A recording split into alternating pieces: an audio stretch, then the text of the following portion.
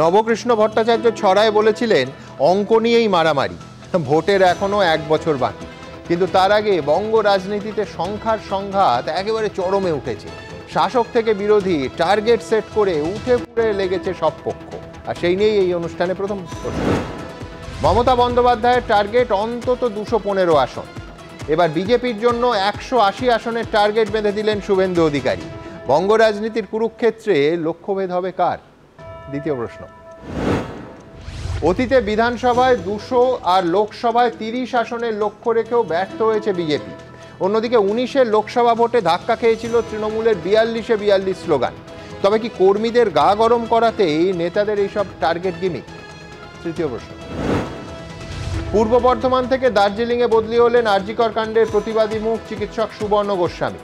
অধ্যক্ষ থেকে প্রফেসর পদে বদলি করা হলো তৃণমূল ঘনিষ্ঠ অভিক ডেকে শাস্তি দেওয়া কমিটির চেয়ারম্যান উৎপল দাঁকে। শাসকের সুরে সুর না মেলানোর মাসুল দিতে হলো রুই ডাক্তারবাবুকে। চতুর্থ প্রশ্ন।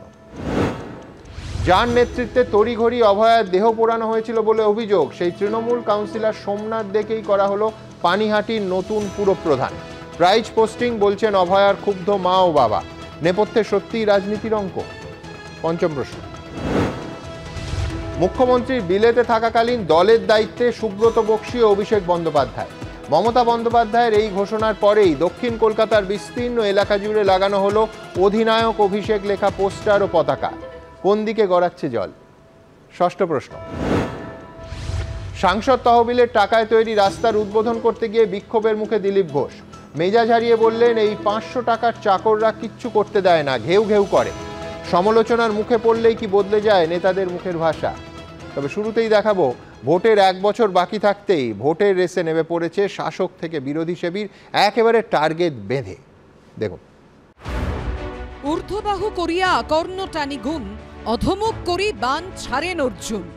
মৎস্যচক্ষু ভেদ করতে কিভাবে লক্ষ্যস্থির করেছিলেন অর্জুন, কাশিদাসী মহাভারতে তা এভাবেই বর্ণনা করা হয়েছে। আর এখন 2026-এর বিধানসভা ভোটের 1 বছর আগে থেকেই কিভাবে বঙ্গ রাজনীতিতে নেতানেত্রীরা লক্ষ্যস্থির করছেন, সেটাই ধ্বনিত হচ্ছে বঙ্গ রাজনীতির আকাশে বাতাসে। 294 আসনের লড়াইয়ে কখনো মমতা বন্দ্যোপাধ্যায় ও অভিষেক বন্দ্যোপাধ্যায়রা 215+ টার্গেট বেঁধে দিচ্ছেন, তো কখনো শুভেন্দু অধিকারীর মুখে শোনা যাচ্ছে অন্তত 180 টার্গেট।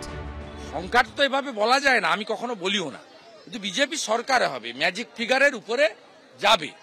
অতএব 150-এর উপরে আমাদের যেতে হবে, আমরা সেই লক্ষ্যে এগোবো। বৃহস্পতিবার অন্তত 180টি আসন পাওয়ার লক্ষ্যমাত্রার কথা শোনা যায় শুভেন্দু অধিকারীর গলায়। শপথ নিন, আমরা দেব 16, রাজ্যে হব 180 অন্তত, এবং মমতাকে প্রাক্তন করব যোগী আদিত্যনাথের মতো। পশ্চিম বাংলায়ও সুশাসন সুরক্ষা দেব। ভবানীপুরে হারাবো, আমরা 16 দেব, 16 × 10 160, তার সঙ্গে বোনাস 20। শুভেন্দু অধিকারীর টার্গেট নিয়ে কটাক্ষ ছুড়ে দিয়েছে তৃণমূলের আইটি সেলের প্রধান দেবাংশু ভট্টাচার্য সোশ্যাল মিডিয়ায় লিখেছেন, এভাবেই চালিয়ে খেলুন শুভেন্দু বাবু, আমাদের বিশ্বাস বিরোধী দলের তকমা প্রাপ্তির সম্ভাবনাটাও আপনি একা হাতেই শেষ করবেন। 77 থেকে কমে আজকে 60-এ নামছে, এরপরে 40-এর কমে নামলে ওই তো বিরোধী দল নেতা থাকতে পারে, 30-এর কমে নামলে হাফ তো হয়েছে গেছে প্রায়, আর হাফ। সব দলই টার্গেট সেট করছে, আবার একে অপরকে কটাক্ষ ছুড়ে দিচ্ছে।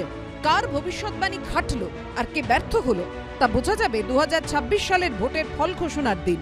কৃষ্ণেন্দু অধিকারী ও অনির্বাণ বিশ্বাসের রিপোর্ট, এবিপি আনন্দ। শীর্ষেন্দু মুখোপাধ্যায় সর্বনেশে ভুল অঙ্ক উপন্যাসের মাস্টারমশাই গোলকবাবু শয়নে স্বপনে জাগরণে একেবারে একটাই অঙ্কই দেখতে পেতেন। আমাদের রাজনীতিবিদদের ব্যাপারটাও প্রায় সেই রকম হতে চলেছে।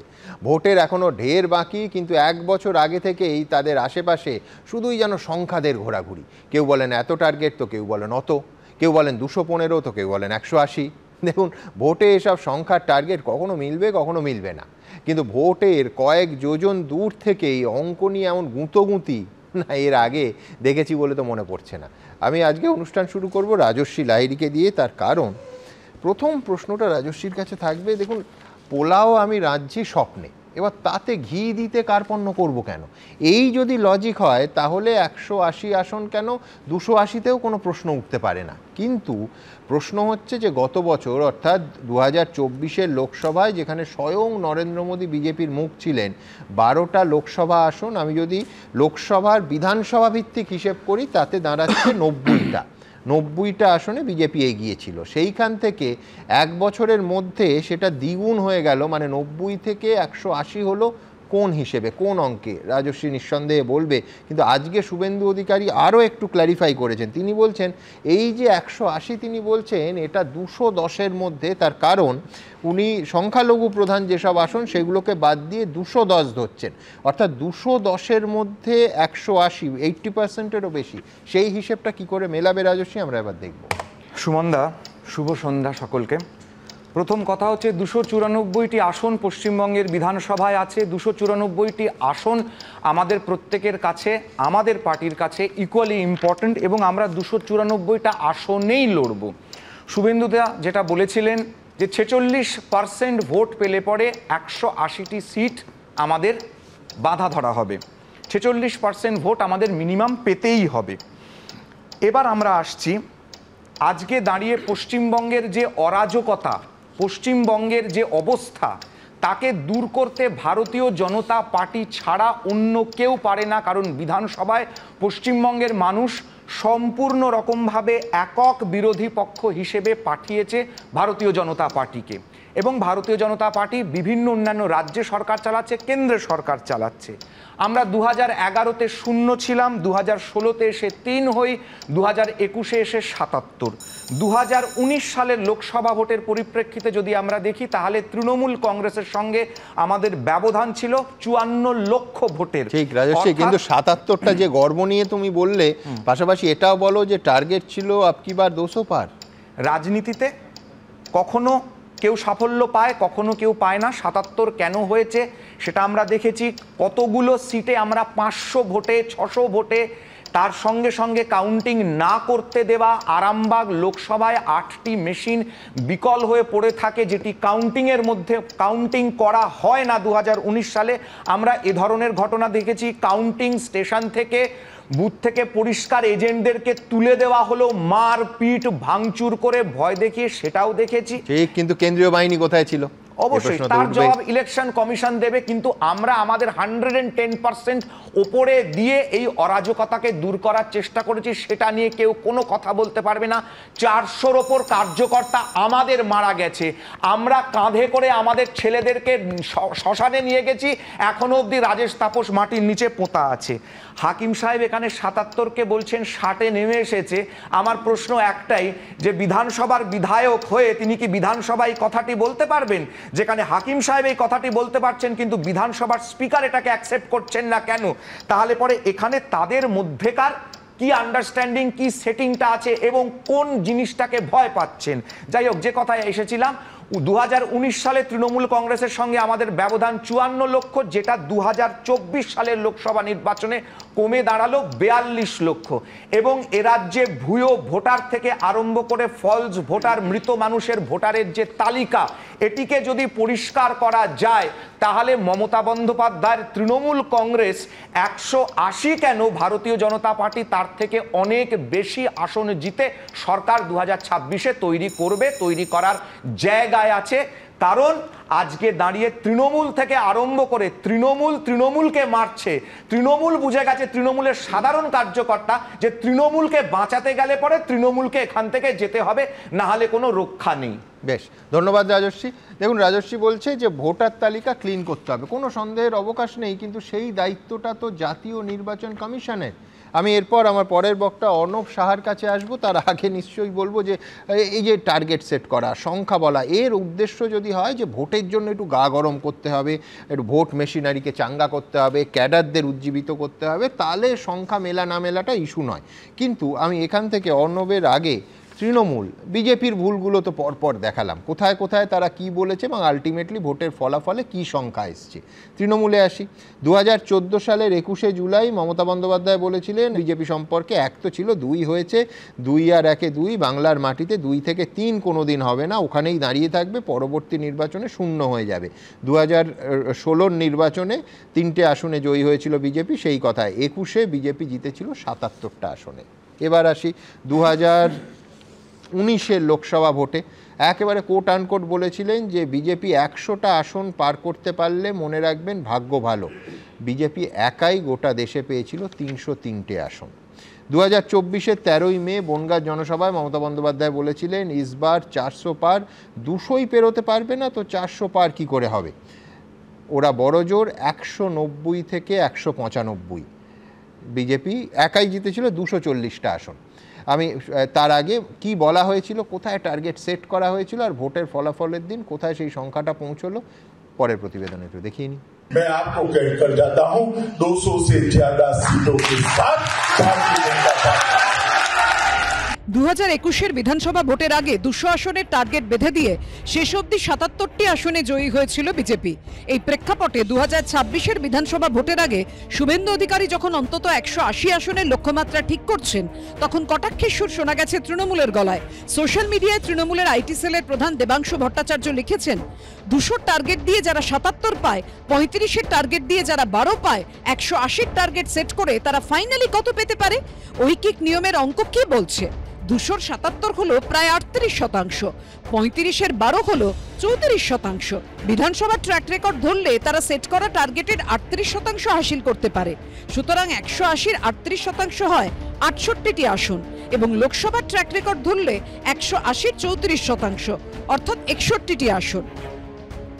একজন 213টা সিট জিতেছে গত ইলেকশনে, তারা টার্গেট রাখছে 215, সেটা বাস্তবসম্মত না আর একটা দল যাদের 77টা জিতেছিল বর্তমানে সেটা নেমে গিয়েছে 65 না 64-তে আমরা জানি না, তারা বলছে আমরা 180 হব, কারটা বাস্তবসম্মত?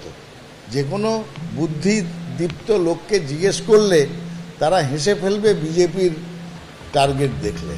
কিন্তু রাজনৈতিক মহলে প্রশ্ন হলো, অতীতে বিজেপির একারই কি ভবিষ্যৎবাণী ব্যর্থ হয়েছে, নাকি অতীতে তৃণমূলের ক্ষেত্রেও এমনটা হয়েছে? 2017-র 21শে জুলাইয়ের মঞ্চ থেকেই 2019-এর লোকসভা ভোটের ভবিষ্যৎবাণী করেছিলেন নেত্রী মমতা বন্দ্যোপাধ্যায়।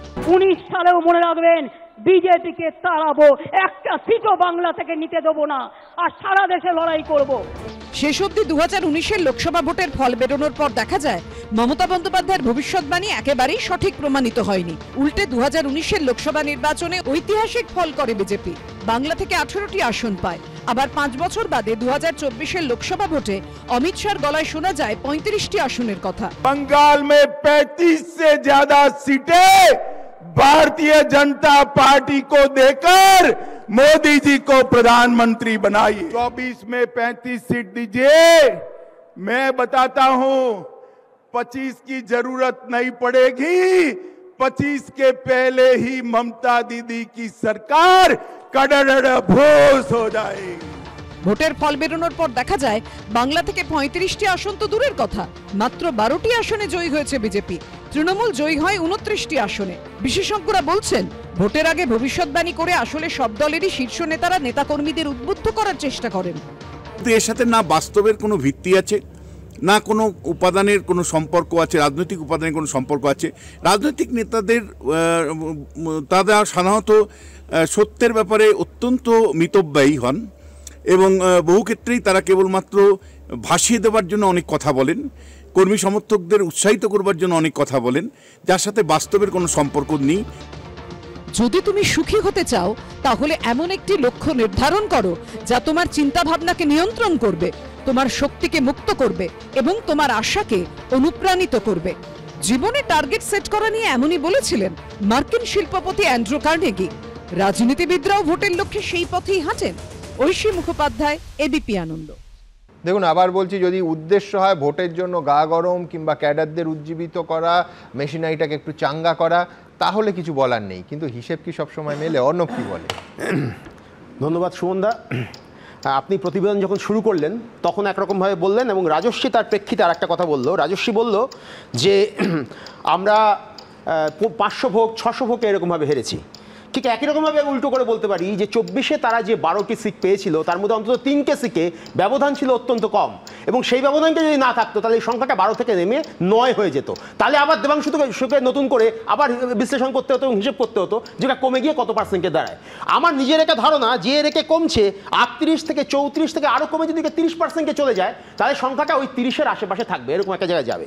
কিন্তু আপনি তার পাশাপাশি আরও একটা কথা বললেন যে এখান থেকে এই দিক থেকেও মানে তৃণমূলের দিক থেকেও এরকম কথা বলা হয়েছিল একই রকম করে ইয়ে করে, কিন্তু বছর বলা হয়েছিল। কিন্তু একটা জিনিস আপনি লক্ষ্য করুন, আপনি একটা কথা বললেন সেটা হচ্ছে যে শুভেন্দু অধিকারী বলেছেন আমি 210-এর মধ্যে 100 বলেছি। আজকে নতুন করে বলেছেন এই কথাটা এই জন্য ইম্পর্টেন্ট যে হিংস্র অ্যাগ্রেসিভ ধর্মীয় মেরুকরণের রাজনীতি নিয়ে এইবার তারা নেমেছেন মাকে, এবং যার চেহারা আমরা দেখতে পাচ্ছি বারুইপুর থেকে খড়গপুর, যার চেহারা আমরা দেখতে পাচ্ছি রানাঘাট থেকে আরম্ভ করে দিনহাটা পর্যন্ত, এবং সেটাকে ওরা বারবার করে সামনে নিয়ে আসছেন এবং এই যে একটা হিংসাশ্রয়ী একটা রাজনীতির চেহারাকে সামনে নিয়ে আসার চেষ্টা করছেন, সেইটার প্রেক্ষিতে বাংলার মানুষ সিদ্ধান্ত নেবেন আজকে। তৃণমূলের এখানে বড় কথা নয়, কারণ বাংলায় আমি আগের দিনও সুমন আপনাকে বলেছিলাম যে বাংলার মাটিতে এই যে উত্তর ভারতের যে গেরুয়া চেহারা, উত্তর ভারতের যে অ্যাগ্রেসিভ ধর্মীয় হিন্দুত্ব, এই হিন্দুত্বের চেহারা বাংলার মাটিতে যায় না, এবং যায় না বলেই তারা যখন স্লোগান দিচ্ছেন হিন্দু হিন্দু ভাই ভাই, তখন বাংলার মানুষ বলছে হিন্দু হিন্দু ভাই ভাই ধর্ম আছে চাকরি নাই, হিন্দু হিন্দু ভাই ভাই হিন্দু মেয়ের নিরাপত্তা নাই, হিন্দু হিন্দু ভাই ভাই কথা বলার স্বাধীনতা নাই, হিন্দু হিন্দু ভাই ভাই পেনশন ফান্ডে টাকা নাই। এইটাই হচ্ছে বাংলার সঙ্গে ঠিক। কিন্তু একটা তোমার কথা অনুযায়ী উত্তর ভারতের পার্টি এসে 2019-এ 18টা আসন নিয়ে চলে গেল। যেটা বলবো এটা এখানে প্রস্তাব রয়েছে, আমি শুনতে প্রস্তাবে ভালো লাগবে না, সেটা হচ্ছে যে একদম 19 সালে যে সমস্যাটা হয়েছিল সেটা হচ্ছে ঠিক তার আগে যখন 16 সালে কংগ্রেস এবং তৃণমূল কংগ্রেস এবং মানে সিপিএম এর বা বামেদের যে জোট সেটা যখন মুখ থুবড়ে পড়লো, তারপরই কিন্তু আমরা দেখলাম 22% ভোটটা শিফট করেছে এখানে। এই যে 22% ভোটটা শিফট করছে এবং ধর্মীয় মেরুকরণে তারা খানিকটা হলেও সফল হয়েছে, এইটা কিন্তু অনেকটা আনএক্সপেক্টেড ছিল এই জায়গা থেকে, যে এই জিনিসটা যে একটা বামেদের একটা বড় ভোট ব্যাংক যেখানে শিফট করে যেতে পারে সেটা আনএক্সপেক্টেড ছিল। কিন্তু তারপর তো দুটো অংশ তোমায় বাড়তি দেবো। এক হচ্ছে অনেকে বলেন যে 19 সালে যে সমস্যাটা ছিল সেটা হচ্ছে 18 সালে পঞ্চায়েত নির্বাচনে ভোট দিতে দেওয়া হয়নি, মানুষের রাগটা প্রতিফলিত হয়েছিল। হতে পারে, কিন্তু সুমনদা একটা জিনিস আপনি লক্ষ্য করুন, দ্বিতীয় তুমি মারাত্মক কথা বললে যে 19-এ তোমার বিশ্লেষণ অনুযায়ী ধর্মীয় মেরুকরণ হয়েছে, আমি বলছি তাহলে সেই সম্ভাবনা তো 26-এও আছে। তারপর তো আমরা 6 বছর পেরিয়ে এসেছি, তারপর আমরা একাধিক ভোট দেখেছি। 23 সালেও একটা পঞ্চায়েত ভোট হয়েছে, এবং 23 সালের পঞ্চায়েত ভোটে কিন্তু যত সংখ্যক আসনে বিরোধীরা আগের বার প্রার্থী দিতে পারেনি তার থেকে সংখ্যাটা অনেক কমেছিল। সুতরাং এই জায়গাটায় একটা কোথাও ট্রান্সফরমেশন হয়েছে, এবং তৃণমূল দল হিসেবে কিন্তু অনেক বেশি এখন সেই জায়গায় গুছিয়ে নিয়েছে, অনেক বেশি শক্তিশালী এই জায়গাটায়। সুতরাং সেই জায়গা থেকে আমার পরিষ্কার করে যেটা মনে হয় সেটা হচ্ছে এই যে মেরুকরণের রাজনীতি তারা করছেন। এবং আর একটা খুব ইন্টারেস্টিং কথা বলেছেন, আমরা উত্তরপ্রদেশের সুশাসন দেবো। সেটা কিরকম উত্তরপ্রদেশের সুশাসন আমি নিয়ে এসেছি সঙ্গে করে। জাস্টিস রাম মনোহর নারায়ণ মিশ্র, এলাহাবাদ হাইকোর্টের জাজ, তিনি গতকাল খবর বেরিয়েছে, তিনি বলেছেন যে মলেস্টেশনটা কোনো অপরাধ নয়, মলেস্টেশনের পরবর্তী যে স্টেজ তার আগে স্টেজ হচ্ছে এটা, ওইটা হচ্ছে অপরাধ। এবং তার গাড়ির ছবিকে আমি সঙ্গে করে নিয়ে এসেছি। এটা হাইকোর্ট লেখা গাড়ি, তাতে বিজেপির পতাকা লাগানো।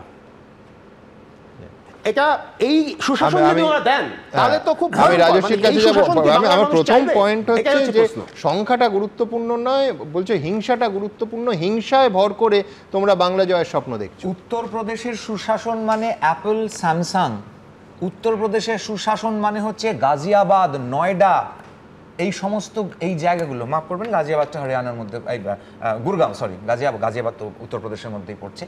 এই হাবগুলো, এই ইন্ডাস্ট্রিয়াল হাবগুলো, আইটি হাবগুলো তৈরি করা, সেটা নিয়ে কোনো প্রশ্ন এলো না যে টেসলা কেন পশ্চিমবঙ্গে এলো না, কেন সিঙ্গুরটা এখনো অবধি খুলতে পারলো না, হিন্দ মোটরের কারখানার জায়গায় আরেকটা কেন সেখানে গাড়ি তৈরির কারখানা বাঙালির হতে পারছে না, কেন যেসব খোলা যাচ্ছে না, কেন ডানলপ খোলা যাচ্ছে না, এখনো আকাশে প্লেন চলছে, এরোপ্লেনের টায়ার প্রয়োজনীয়তা পড়ে গাড়ির টায়ার চলে, কেন ডানলপ এতগুলো বছর খুলতে পারেনি। আর হিংসার কথা মার বারুইপুরে আমি খেয়েছি। আচ্ছা সুমনদা, আমি যখন একা নিশস্ত্র আমার কার্যকর্তাকে দেখতে গেছিলাম তখন ভব সর্দার আমার উপর যে লোক নিয়ে ঝাঁপিয়ে পড়ে আমাকে মারধর করলো, মনে করুন আমি যদি ভব সর্দারের জায়গায় থাকতাম, মেনে নিলাম সব ধর্মীয় আর সাম্প্রদায়িকতা রাজনীতি করা হচ্ছে।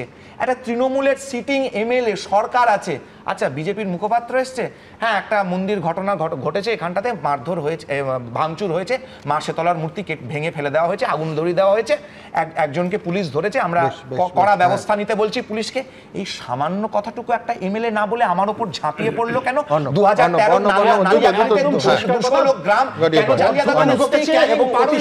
2013 মন্দিরে মূর্তি ভাঙার কাজটা বিজেপির লোক করেছে এবং বিজেপির লোক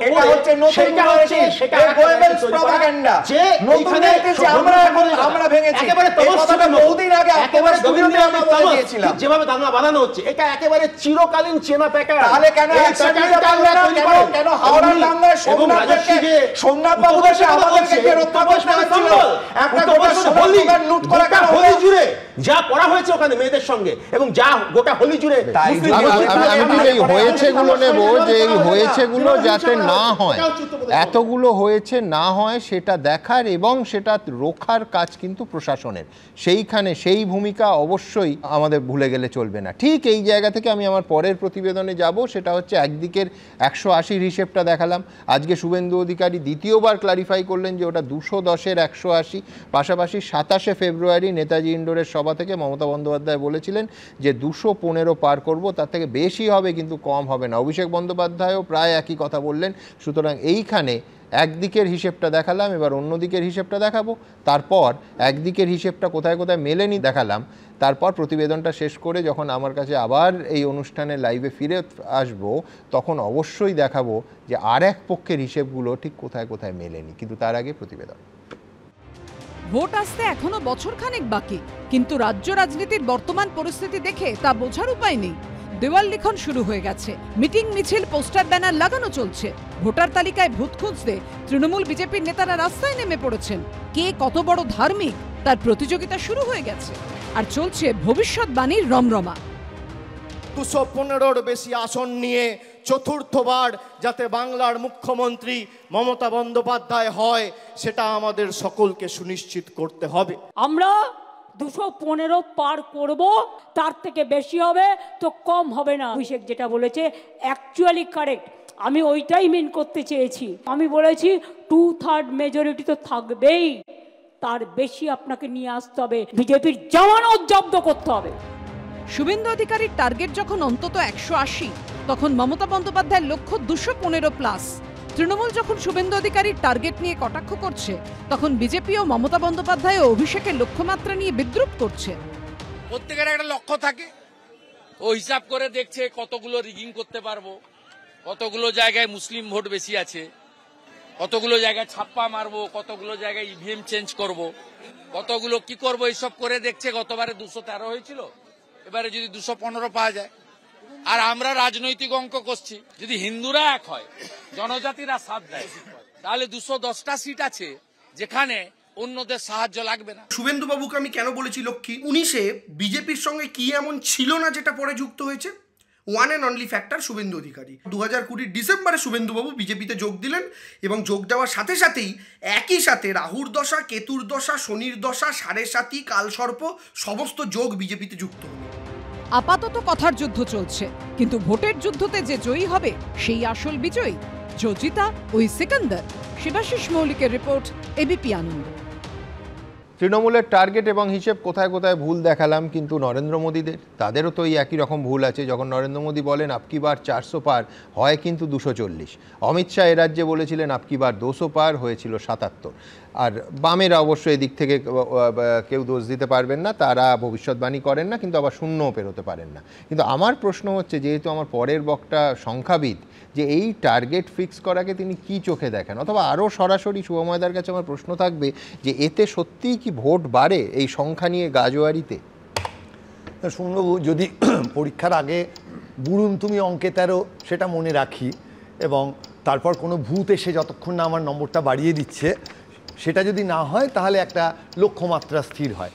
এবং লক্ষ্যমাত্রা যখন কোনো রাজনৈতিক ক্ষেত্রে স্থির হয় তখন আমরা জানি মোট যত আসন, সেখানে যারা যুযুধান প্রতিপক্ষ তাদের সমস্ত আসন বা ভোট সংখ্যা যোগ করে এবং যোগফলটা দেখলে সেটা মোট আসনের থেকে পেরিয়ে যায়।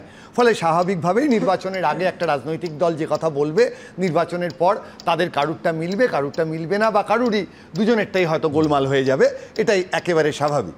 এবার যে জায়গাটায় দেবাংশুবাবু আর শুভেন্দুবাবু অঙ্ক কষছেন, এইখানে কি তারা একে অপরের সঙ্গে স্থির করে নিয়ে অঙ্কটা করছেন? যে উনি বললেন যে আমি এটা বলবো, তুমি তার উত্তরে তার 35% বলো, কারণ এত সুন্দরভাবে তারা দুজন মিলে অঙ্কগুলো মিলিয়ে দিচ্ছেন। ফলে এই যুক্তি প্রতিযুক্তির অঙ্ক সমস্ত রাজনৈতিক দল কারোর সঙ্গে কারোর কথা বলতে তো আপত্তি নেই, ফলে তারা ঠিক করে নিতে পারেন কিভাবে যুক্তি এবং প্রতিযুক্তি তৈরি করবেন। এবং এই জায়গায় দাঁড়িয়ে 210-এর মধ্যে 180 অঙ্ক এবং তার থেকে 180-র একটা 35% করে 60 বা 70 মেলানো, এই জায়গাটুকুতে অন্তত তৃণমূল এবং বিজেপির মধ্যে যে যুক্তির লড়াই, সেই যুক্তির লড়াইয়ে কিন্তু অঙ্কে কোনো ভুল নেই। এত ভালো অঙ্ক তারা সত্যিকারের লড়াইয়ের জন্য করছেন না যৌথভাবে করছেন, সেই প্রশ্ন তো আমরা বারবারই সেটিং নিয়ে আলোচনা করি। আর যারা মানে সিপিএম আর কংগ্রেস যারা বুড়ুমতুমি অঙ্কে 13 হয়েই আছে, তারা এই সেটিংয়ের কথা যতই বলুক না কেন, আমাদের রাজ্যের মোট আসন বা মোট ভোটের সবচেয়ে বড় অংশটা কিন্তু সেই তাদের কাছেই চলে যায়। এইবারে যে জায়গাটা এসে দাঁড়াচ্ছে সেটা হচ্ছে, যদি ধরে নিই ভোটটা তৃণমূল এবং বিজেপির কাছেই যাবে, তাহলে তারা সব থেকে ভালোভাবে নিয়ন্ত্রণ করবেন কি করে ভোটের ভাগটা। সেখানে একটা সহজ যে ভাগটা করা যায় সেটা হচ্ছে আমাদের সংখ্যালঘু এবং সংখ্যাগুরুর ভাগ। যেটা যদি সঠিকভাবে করা যায় তাহলে নির্বাচনের ফলাফলটা কিন্তু একেবারে সঠিকভাবে প্রেডিক্ট করা যাবে। অর্থাৎ চাকরির দাবি, শিক্ষার দাবি, স্বাস্থ্যের দাবি, এইগুলো নিয়ে যখন আমরা একটা আলোচনার মধ্যে যাব, তখন তার মধ্যে যে অনিশ্চয়তা থাকবে মানুষের, যে সত্যিই তো এত কথা বলার পর চাকরি তো মোটেও হচ্ছে না, আচ্ছা এত কথা বলার পর সেই 2004 থেকে মাত্র 100 দিনেরই কাজ, কেউ তো 200 দিন করছে না, আচ্ছা এই যে ভাতাগুলো সারা ভারতবর্ষে দেওয়া হচ্ছে, কোথাও কোথাও আবার বিজেপি ভাতা দেবে বলে এখনো শুরু করতে পারেনি, তৃণমূল বা কংগ্রেস কিছু ভাতা টাতা দিচ্ছে, এই ভাতা দিয়ে কি দেশের অর্থনীতির সত্যি কোনো উন্নতি হবে? এই ধরনের প্রশ্নগুলোয় যে অনিশ্চয়তা থাকে, মানুষের মনে যদি হিন্দু মুসলিম সংখ্যাগুরু সংখ্যালঘু ভাগাভাগিটা করে দেওয়া যায়, তাহলে আমার ভবিষ্যতের যে লক্ষ্যটা, সেই লক্ষ্যটা পশ্চিমবঙ্গের ক্ষেত্রে অনেক বেশি সফল হবে। কারণ যে তৃতীয় পক্ষ তারা সেই বুড়ুমতুমি অঙ্কে 13। ফলে এই জায়গায় দাঁড়িয়ে কিন্তু লক্ষ্যমাত্রা স্থির করা এবং তাকে একটা সঠিক ডাইরেকশন দেওয়ার জায়গায় তারা এগিয়ে আছেন। এবার একটা প্রশ্ন হচ্ছে যে এত সংখ্যা গুনবো কেন? আমরা যারা সাধারণ মানুষ ভোট দিতে যাব, তারা হঠাৎ এত সংখ্যা গুনছি কেন? 7 কোটির ওপর ভোটার, 5 কোটির ওপর মানুষ ভোট দেবেন, তার মধ্যে 2,80,00,000 তৃণমূল কংগ্রেস পাবে, 2,20,00,000 বিজেপি পাবে। এই গোনাটা গুনে, এই অঙ্কটা কষে আমরা কি পাবো? একই রকম 65 কোটি মানুষ কুম্ভে গেছিলেন, সেটা গুনে আমরা কি পাবো? এই যে গোনার কাজটা যে আমরা বারবার করছি, এত করে গুনছি, সেই গোনার নিরিখে আমরা যদি চাকরির সংখ্যা, হাসপাতালের সংখ্যা, মানুষের ভালো হওয়ার সংখ্যা, পশ্চিমবঙ্গের শিল্পের সংখ্যা, সত্যিকারের যত লক্ষ কোটি টাকা নিয়ে আলোচনা হচ্ছে শিল্প সম্মেলনে, তার মধ্যে কতটুকু সংখ্যা এলো, সেই সংখ্যাগুলো আলোচনা করতে পারতাম, সেটা অনেক বেশি গুরুত্বপূর্ণ হতো। অর্থাৎ মূল প্রশ্নটা যেখানে গিয়ে দাঁড়াচ্ছে, হ্যাঁ সংখ্যা নিয়ে তো আলোচনা হবেই, আগামী নির্বাচনে কারুর সংখ্যা মিলবে, কারুর সংখ্যা মিলবে না, কিন্তু এটা পরিষ্কার বোঝা যাচ্ছে গত বহু বছর ধরে, সেই বামফ্রন্টের আমলকে অস্বীকার করে লাভ নেই, মানুষের চাকরি পাওয়ার, শিক্ষা পাওয়ার, এগিয়ে যাওয়ার, উন্নয়নের যে সংখ্যা, সেই সংখ্যাগুলো কিন্তু দিনের পর দিন কমছে এবং তার বাড়ার কোনো লক্ষণ নেই। 2026 নির্বাচনের আগে এত সংখ্যার কথা হচ্ছে, সেই সংখ্যাগুলো নিয়ে কিন্তু যুযুধান দুই পক্ষের মধ্যে কোনো আলোচনা নেই। ধন্যবাদ শুভময়দা। দেখুন, অঙ্ক করছে সবাই, কিন্তু অঙ্কের মাস্টারমশাই মানে খাতা দেখবেন জনতা যখন খাতা দেখবে তখন কোন কোন ফর্মুলা তার মাথায় থাকবে, গোটা ব্যাপারটা এইখানে। কিন্তু এটা শুধুমাত্র টার্গেট সেট করা অথবা সংখ্যা বলে দেওয়ার মধ্যে থাকছে না, একেবারে স্পেসিফিক্যালি হুঁশিয়ারি বলতে পারেন কিংবা একেবারে বাজার গরম করা বলতে পারেন। তার কারণ দুটো জায়গা একেবারে স্থান মাহাত্ম্যে ওপরের দিকে শীর্ষে এই রাজ্যের রাজনৈতিক তাৎপর্যের নিরিখে। কোনটা?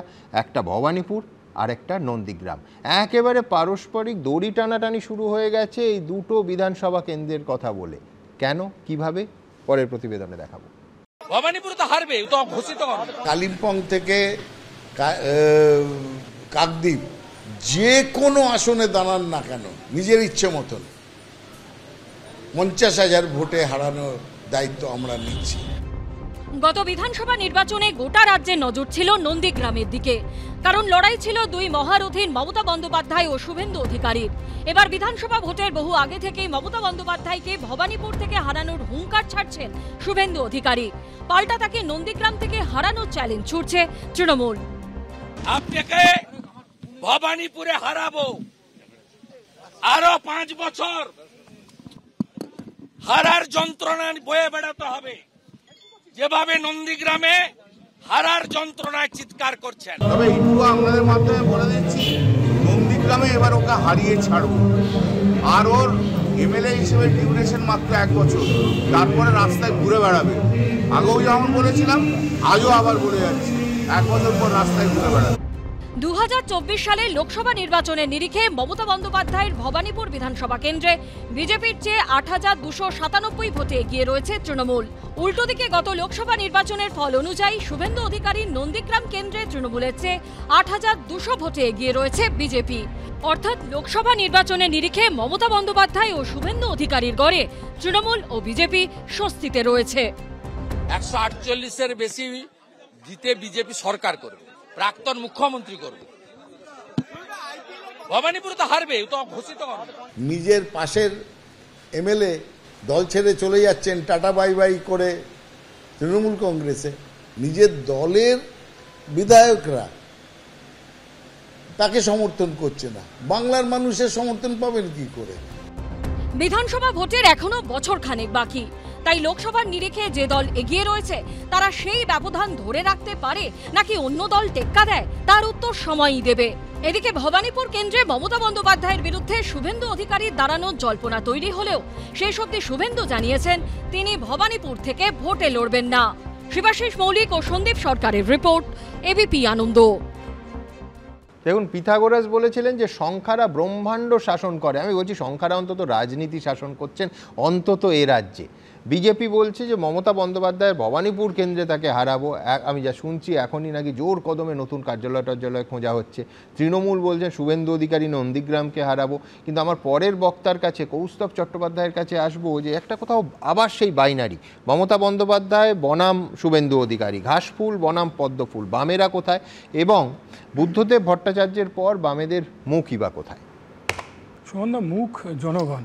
2016 সালে যে রেজাল্ট আমাদের হয়েছিল তারপর থেকে আমাদের ভোট কমেছে। 2016 সালে বিজেপি নিচের দিকে নেমে গিয়েছিল। আমাদের রাজ্যে তো দুটো দল এখন, একটা হচ্ছে চোর তৃণমূল, একটা হচ্ছে প্রাক্তন চোর তৃণমূল। 2021 সালে প্রার্থী তালিকাটা সুমনদা তুমি দেখো, 100-র ওপর বিজেপির, তৃণমূলের ছাটমাল হচ্ছে বিজেপির প্রার্থী হয়েছে। আমরা বলছি যে বলছে না টার্গেট, টার্গেট, টার্গেট কিসের টার্গেট? চাকরির টার্গেট, কর্মসংস্থানের টার্গেট, হাসপাতালের টার্গেট, কাজের target, super speciality, multi speciality হাসপাতালগুলোর কী অবস্থা হয়েছে আমরা তো দেখতে পেলাম অভয়াকাণ্ডে। আমরা বলছি বাবাও রোজগার করে, ছেলেও রোজগার করে, সংসারটা তো একই, গোটাটা সংঘ পরিবারের সরকার সংসার। রাজস্বীদের কী অবস্থা ভাবো সুমনদা। শুভেন্দুর নারদের ভিডিও দেখেছিল পার্টি অফিস থেকে, এখন সে ভিডিও মুছে দিতে হয়েছে। আবার এই রাজস্বীদের নেতা হয়েছে এখন ওই শুভেন্দু। আবার আসানসোলের যাকে দাঙ্গাবাজ বলেছিল সে এখন আবার দিদিমণির দলের মন্ত্রী হয়েছে। মানে কোনটা মানে যারা তৃণমূল কংগ্রেসে পরিষ্কার দেখা যাচ্ছে তৃণমূল কংগ্রেসের দুর্নীতিগ্রস্ত নেতারা এখন রাজস্বীদের নেতা হয়েছে বিজেপিতে গিয়ে। আর উল্টো দিকে আমরা চোখের সামনে দেখতে পাচ্ছি যারা দুর্নীতিগ্রস্ত তৃণমূলের নেতা, সিবিআই, ইডি, তাদের বিরুদ্ধে কোনো ব্যবস্থা হচ্ছে না, একটার পর একটা হচ্ছে জামিন হয়ে যাচ্ছে। একই তো মডেল, তো একই সুমনদা, একই মডেল। বাইনারি তো হচ্ছেই, কাজ নিয়ে আলোচনা হচ্ছে না, কর্মসংস্থান নিয়ে আলোচনা হচ্ছে না, শিল্প নিয়ে আলোচনা হচ্ছে না। রাজস্বী ভাল লাগলো আমার শুনে, টেসলা কেন হয়নি, সিঙ্গুর কেন হয়নি রাজস্বী বলছিল। আরে সিঙ্গুর গেল সানন্দে, দিদি নাচেন আনন্দে। সানন্দে কার সাথে সেটিং করে নিয়ে গেছিলেন? সিঙ্গুর আন্দোলনের সময় বিজেপির নেতারা এসেছিলেন অবস্থান মঞ্চে। আমরা তো জানি ভারতবর্ষে যে সময় বিজেপি অচ্যুত হয়ে গিয়েছিল গোটা দেশে, তখন তৃণমূল কংগ্রেস হাতে করে দাঙ্গাবাজ পার্টিকে পশ্চিমবাংলায় নিয়ে এসেছিলেন। পশ্চিমবাংলা থেকে 3 জন এমপি জিতেছিল বিজেপি সমর্থিত তৃণমূল প্রার্থী। ভোটের নিরিখে এই দুটো মডেলকেই তো মানুষ বাঁচছেন, হয় একে নয় ওকে।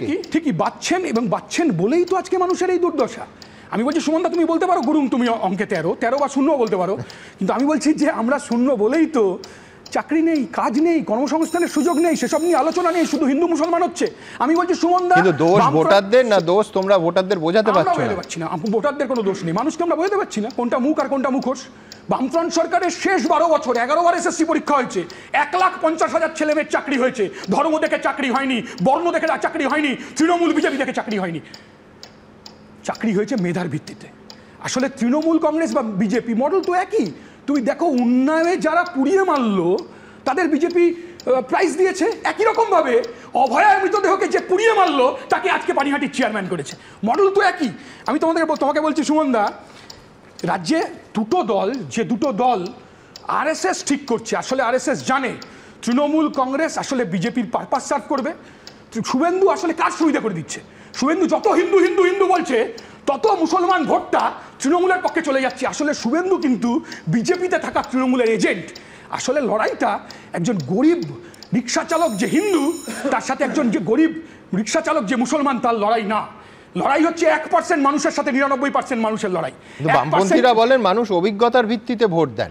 আমি বলছি অভিজ্ঞতার ভিত্তিতেই তাহলে ধরতে হবে 21 বলো 24 বলো এই দুটো দলকে বেছেছেন। না না বটেই তো, কি অভিজ্ঞতা কি 2016 সালে পোস্টপোল ভায়োলেন্সে আমরা আক্রান্ত হয়েছি সুমনদা, আমি তো স্বীকার করছি 2021 সালে বিজেপি আক্রান্ত হয়েছে পোস্টপোল ভায়োলেন্সে, বিজেপি আক্রান্ত হয়েছে তৃণমূলের হাতে। কিন্তু কি দেখলাম 2021 সালের আগে অমিত শাহ এসে দলিতদের গরিব পরিবারের বাড়িতে খেতে গেলেন এবিপি আনন্দের ক্যামেরা নিয়ে, আর তারপর দেখলাম পোস্টপোল ভায়োলেন্সের পর 2021 সালের পরে যখন এলেন তখন বিজেপির যারা আক্রান্ত হলো তার বাড়িতে গেলেন না, সৌরভের বাড়িতে খেয়ে চলে গেলেন। এই তো বিজেপির অবস্থা। বিজেপি কি দেবে গোটা ভারতবর্ষের মানুষ বিজেপিকে রিজেক্ট করেছে। কিন্তু আরেকটা সম্ভাবনাও তো থাকে, মানুষ এইগুলো যখন দেখছে পাশে সুচপুর বা নেতায়ের স্মৃতিটা এখনো হয়তো টাটকা, এখনো দগদগে, আমরা জানি না। কিন্তু রাজস্বী 1970-এর আগে পশ্চিমবঙ্গে শিল্প কাউন্ট কত ছিল, কি কি শিল্প ছিল, কোন কোন জায়গায় ছিল, কোন জেলাকে পশ্চিমবঙ্গের শেফিল্ড অফ বেঙ্গল বলা হতো, আজকে সেই জেলার কি অবস্থা, হাওড়াকে বলা হতো। হাওড়ায় সেখানে বামফ্রন্টের নেতা কে ছিলেন, খুব ভালো লাগলো শিল্পের সংখ্যাটা শুনতে। কিন্তু সেটা 2010-এ কোন জায়গায় দাঁড়িয়েছিল এবং চলে যাওয়ার পরে কতটা হয়েছে। ভালো লাগলো যে বাম আমলকে দোষ দিতে তুমি কংগ্রেস আমলকে সার্টিফিকেট দিলে, মানে বিজেপির কাছ থেকে তো এটা বিরাট হয়েছে। দেখুন যেটা হয়েছে, কেন বামেদের নেতা কলকাতা উত্তর পশ্চিম থেকে নির্বাচিত হতেন, নামটা ভুলে যাচ্ছি, মুখার্জি, বলো তোমাদের যিনি এমপি হতেন কলকাতা উত্তর পশ্চিম থেকে, আমরা পার্লামেন্টারি যেতেন, আমরা যথেষ্ট তাদের প্রশংসা করি। চাকরির কথা আমরা কর্মসংস্থান আমরাই কথা বলছি,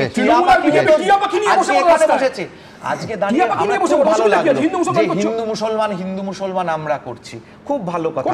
ওবিসি এর মাধ্যমে একটি বিশেষ সম্প্রদায়কে রিজার্ভেশন পাইয়ে দেওয়ার ব্যবস্থা বুদ্ধবাবুর আমলে হয়নি, শুধু বুদ্ধবাবু করেছিলেন।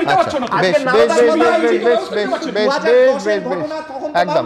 এবার ইতিহাস থেকে একটু বর্তমানে ফেরা যাক। আপনারা কি বলছেন? আপনারা জানেন আমাদের ভেরিফাইড এক্স অ্যাকাউন্ট সঙ্গে সুমন @, সুমন দে, এই নিয়ে প্রচুর মন্তব্য আসছে। আমি শুরুতেই কয়েকটা মন্তব্য নিয়ে নিতে চাইবো। তরিৎ চট্টোপাধ্যায় তিনি লিখছেন শুধু আসনের টার্গেট নয়, কাজের টার্গেট দিক রাজনৈতিক দলগুলো। শেখ শামীম লিখছেন 180 আসন পেতে যেরকম সংগঠন দরকার বিজেপির সংগঠন ততটা মজবুত নয়। কুণাল চক্রবর্তী লিখছেন তৃণমূল 215 পাওয়ার ব্যাপারে আদতে কতটা আত্মবিশ্বাসী সেটা ভোটের দিনের ছবি দেখে বোঝা যাবে। তমাল রায় লিখছেন টার্গেট পূরণ করতে গিয়ে কোনো প্রাণহানি না ঘটে তা দেখার দায়িত্ব শাসক বিরোধী সকলে। বিপুল মুখোপাধ্যায় লিখছেন ভোটের ফল কি হবে তা ভোটারদের হাতে, রাজনৈতিক দলের ভবিষ্যৎবাণী স্রেফ গিমিক। ঠিক এই জায়গা থেকে একাধিকবার কৌস্তবের বক্তব্যে অভয়াকাণ্ডের কথা এলো। আমাদের এই অনুষ্ঠানের দ্বিতীয় বিষয় নিঃসন্দেহে অভয়াকাণ্ড, এবং তার প্রেক্ষিতে অভিযোগ 2জন ডাক্তারবাবুকে বদলি করা হয়েছে। রুটিন বদলি একদিকে যেরকম দাবি করা হচ্ছে, অন্যদিকে তারা স্পষ্ট বলছেন, তাদের একজন তো একেবারে পরিষ্কার অন ক্যামেরা বলেছেন সুবর্ণ গোস্বামী যে তাদের একেবারে পিন পয়েন্ট করে প্রতিহিংসামূলক বদলি করা হয়েছে। কেন তিনি বলছেন এবং কাদের বদলি করা হয়েছে, কি তাদের ব্যাকগ্রাউন্ড দেখাবো। আরজিকর কাণ্ডে আন্দোলনের অন্যতম মুখ চিকিৎসক সুবর্ণ গোস্বামীকে পূর্ব বর্ধমান থেকে দার্জিলিংয়ে বদলি ঘিরে চাপানুতরের মধ্যেই এবার বদলি করা হলো ডায়মন্ড হারবার মেডিকেল কলেজের অধ্যক্ষ উৎপল দাঁকে। আর সুবর্ণ গোস্বামীর মতোই তার বদলির কারণ ঘিরেও তৈরি হয়েছে জল্পনা, মাথাচাড়া দিয়েছে বিতর্ক। তার কারণ তৃণমূল ছাত্র পরিষদের সাসপেন্ডেড চিকিৎসক নেতা অভিক দে, যার বিরুদ্ধে থ্রেট কালচারে জড়িত থাকার ভয়ঙ্কর অভিযোগ ছিল, সেই অভিকদের বিরুদ্ধে স্বাস্থ্য দফতরের গঠিত তদন্ত কমিটির চেয়ারম্যান ছিলেন এই উৎপল দা। এই কমিটি অভিজ্ঞকে দোষী সাব্যস্ত করে স্বাস্থ্য দফতরের কাছে রিপোর্ট দিয়েছিল। ডায়মন্ড হারবার মেডিকেল কলেজের অধ্যক্ষ উৎপল দাকে বদলি করা হয়েছে বর্ধমান মেডিকেল কলেজে।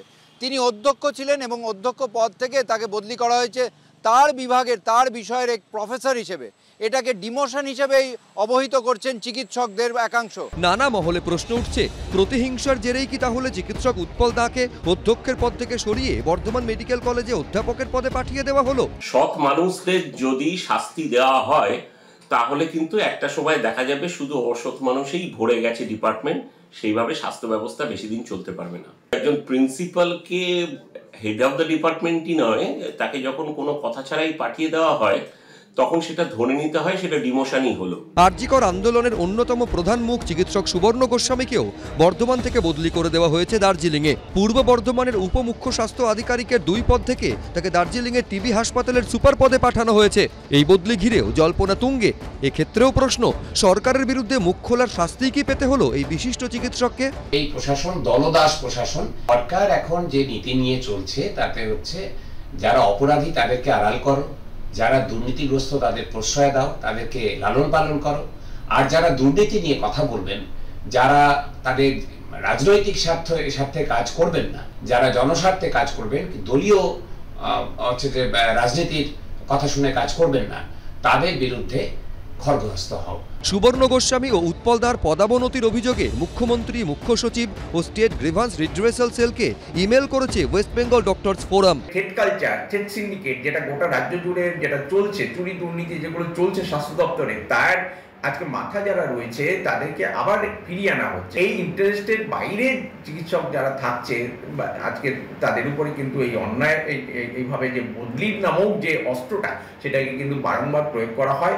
একের পর এক বদলির মধ্যে স্পষ্ট রাজনৈতিক প্রতিহিংসার ছাপ দেখতে পাচ্ছে বিরোধীরা। খুব অন্যায় হচ্ছে এগুলো, এবং ডাক্তারদেরকে গিনিপিগ বানাবেন না। তৃণমূল নেতাদের প্রতিশোধ নেওয়ার বিনিময়ে হয়তো আত্মতৃপ্তি লাভ হতে পারে, কিন্তু আখেরে বাংলার যারা সাধারণ দুস্থ গরিব যারা মানুষ, যারা চিকিৎসা পাওয়ার জন্য উন্মুখ হয়ে থাকে, তারা কিন্তু বঞ্চিত হবে। যদিও স্বাস্থ্য দপ্তর সূত্রে দাবি এগুলো রুটিন বদলি। বদলিটা একটা চাকরির অংশ,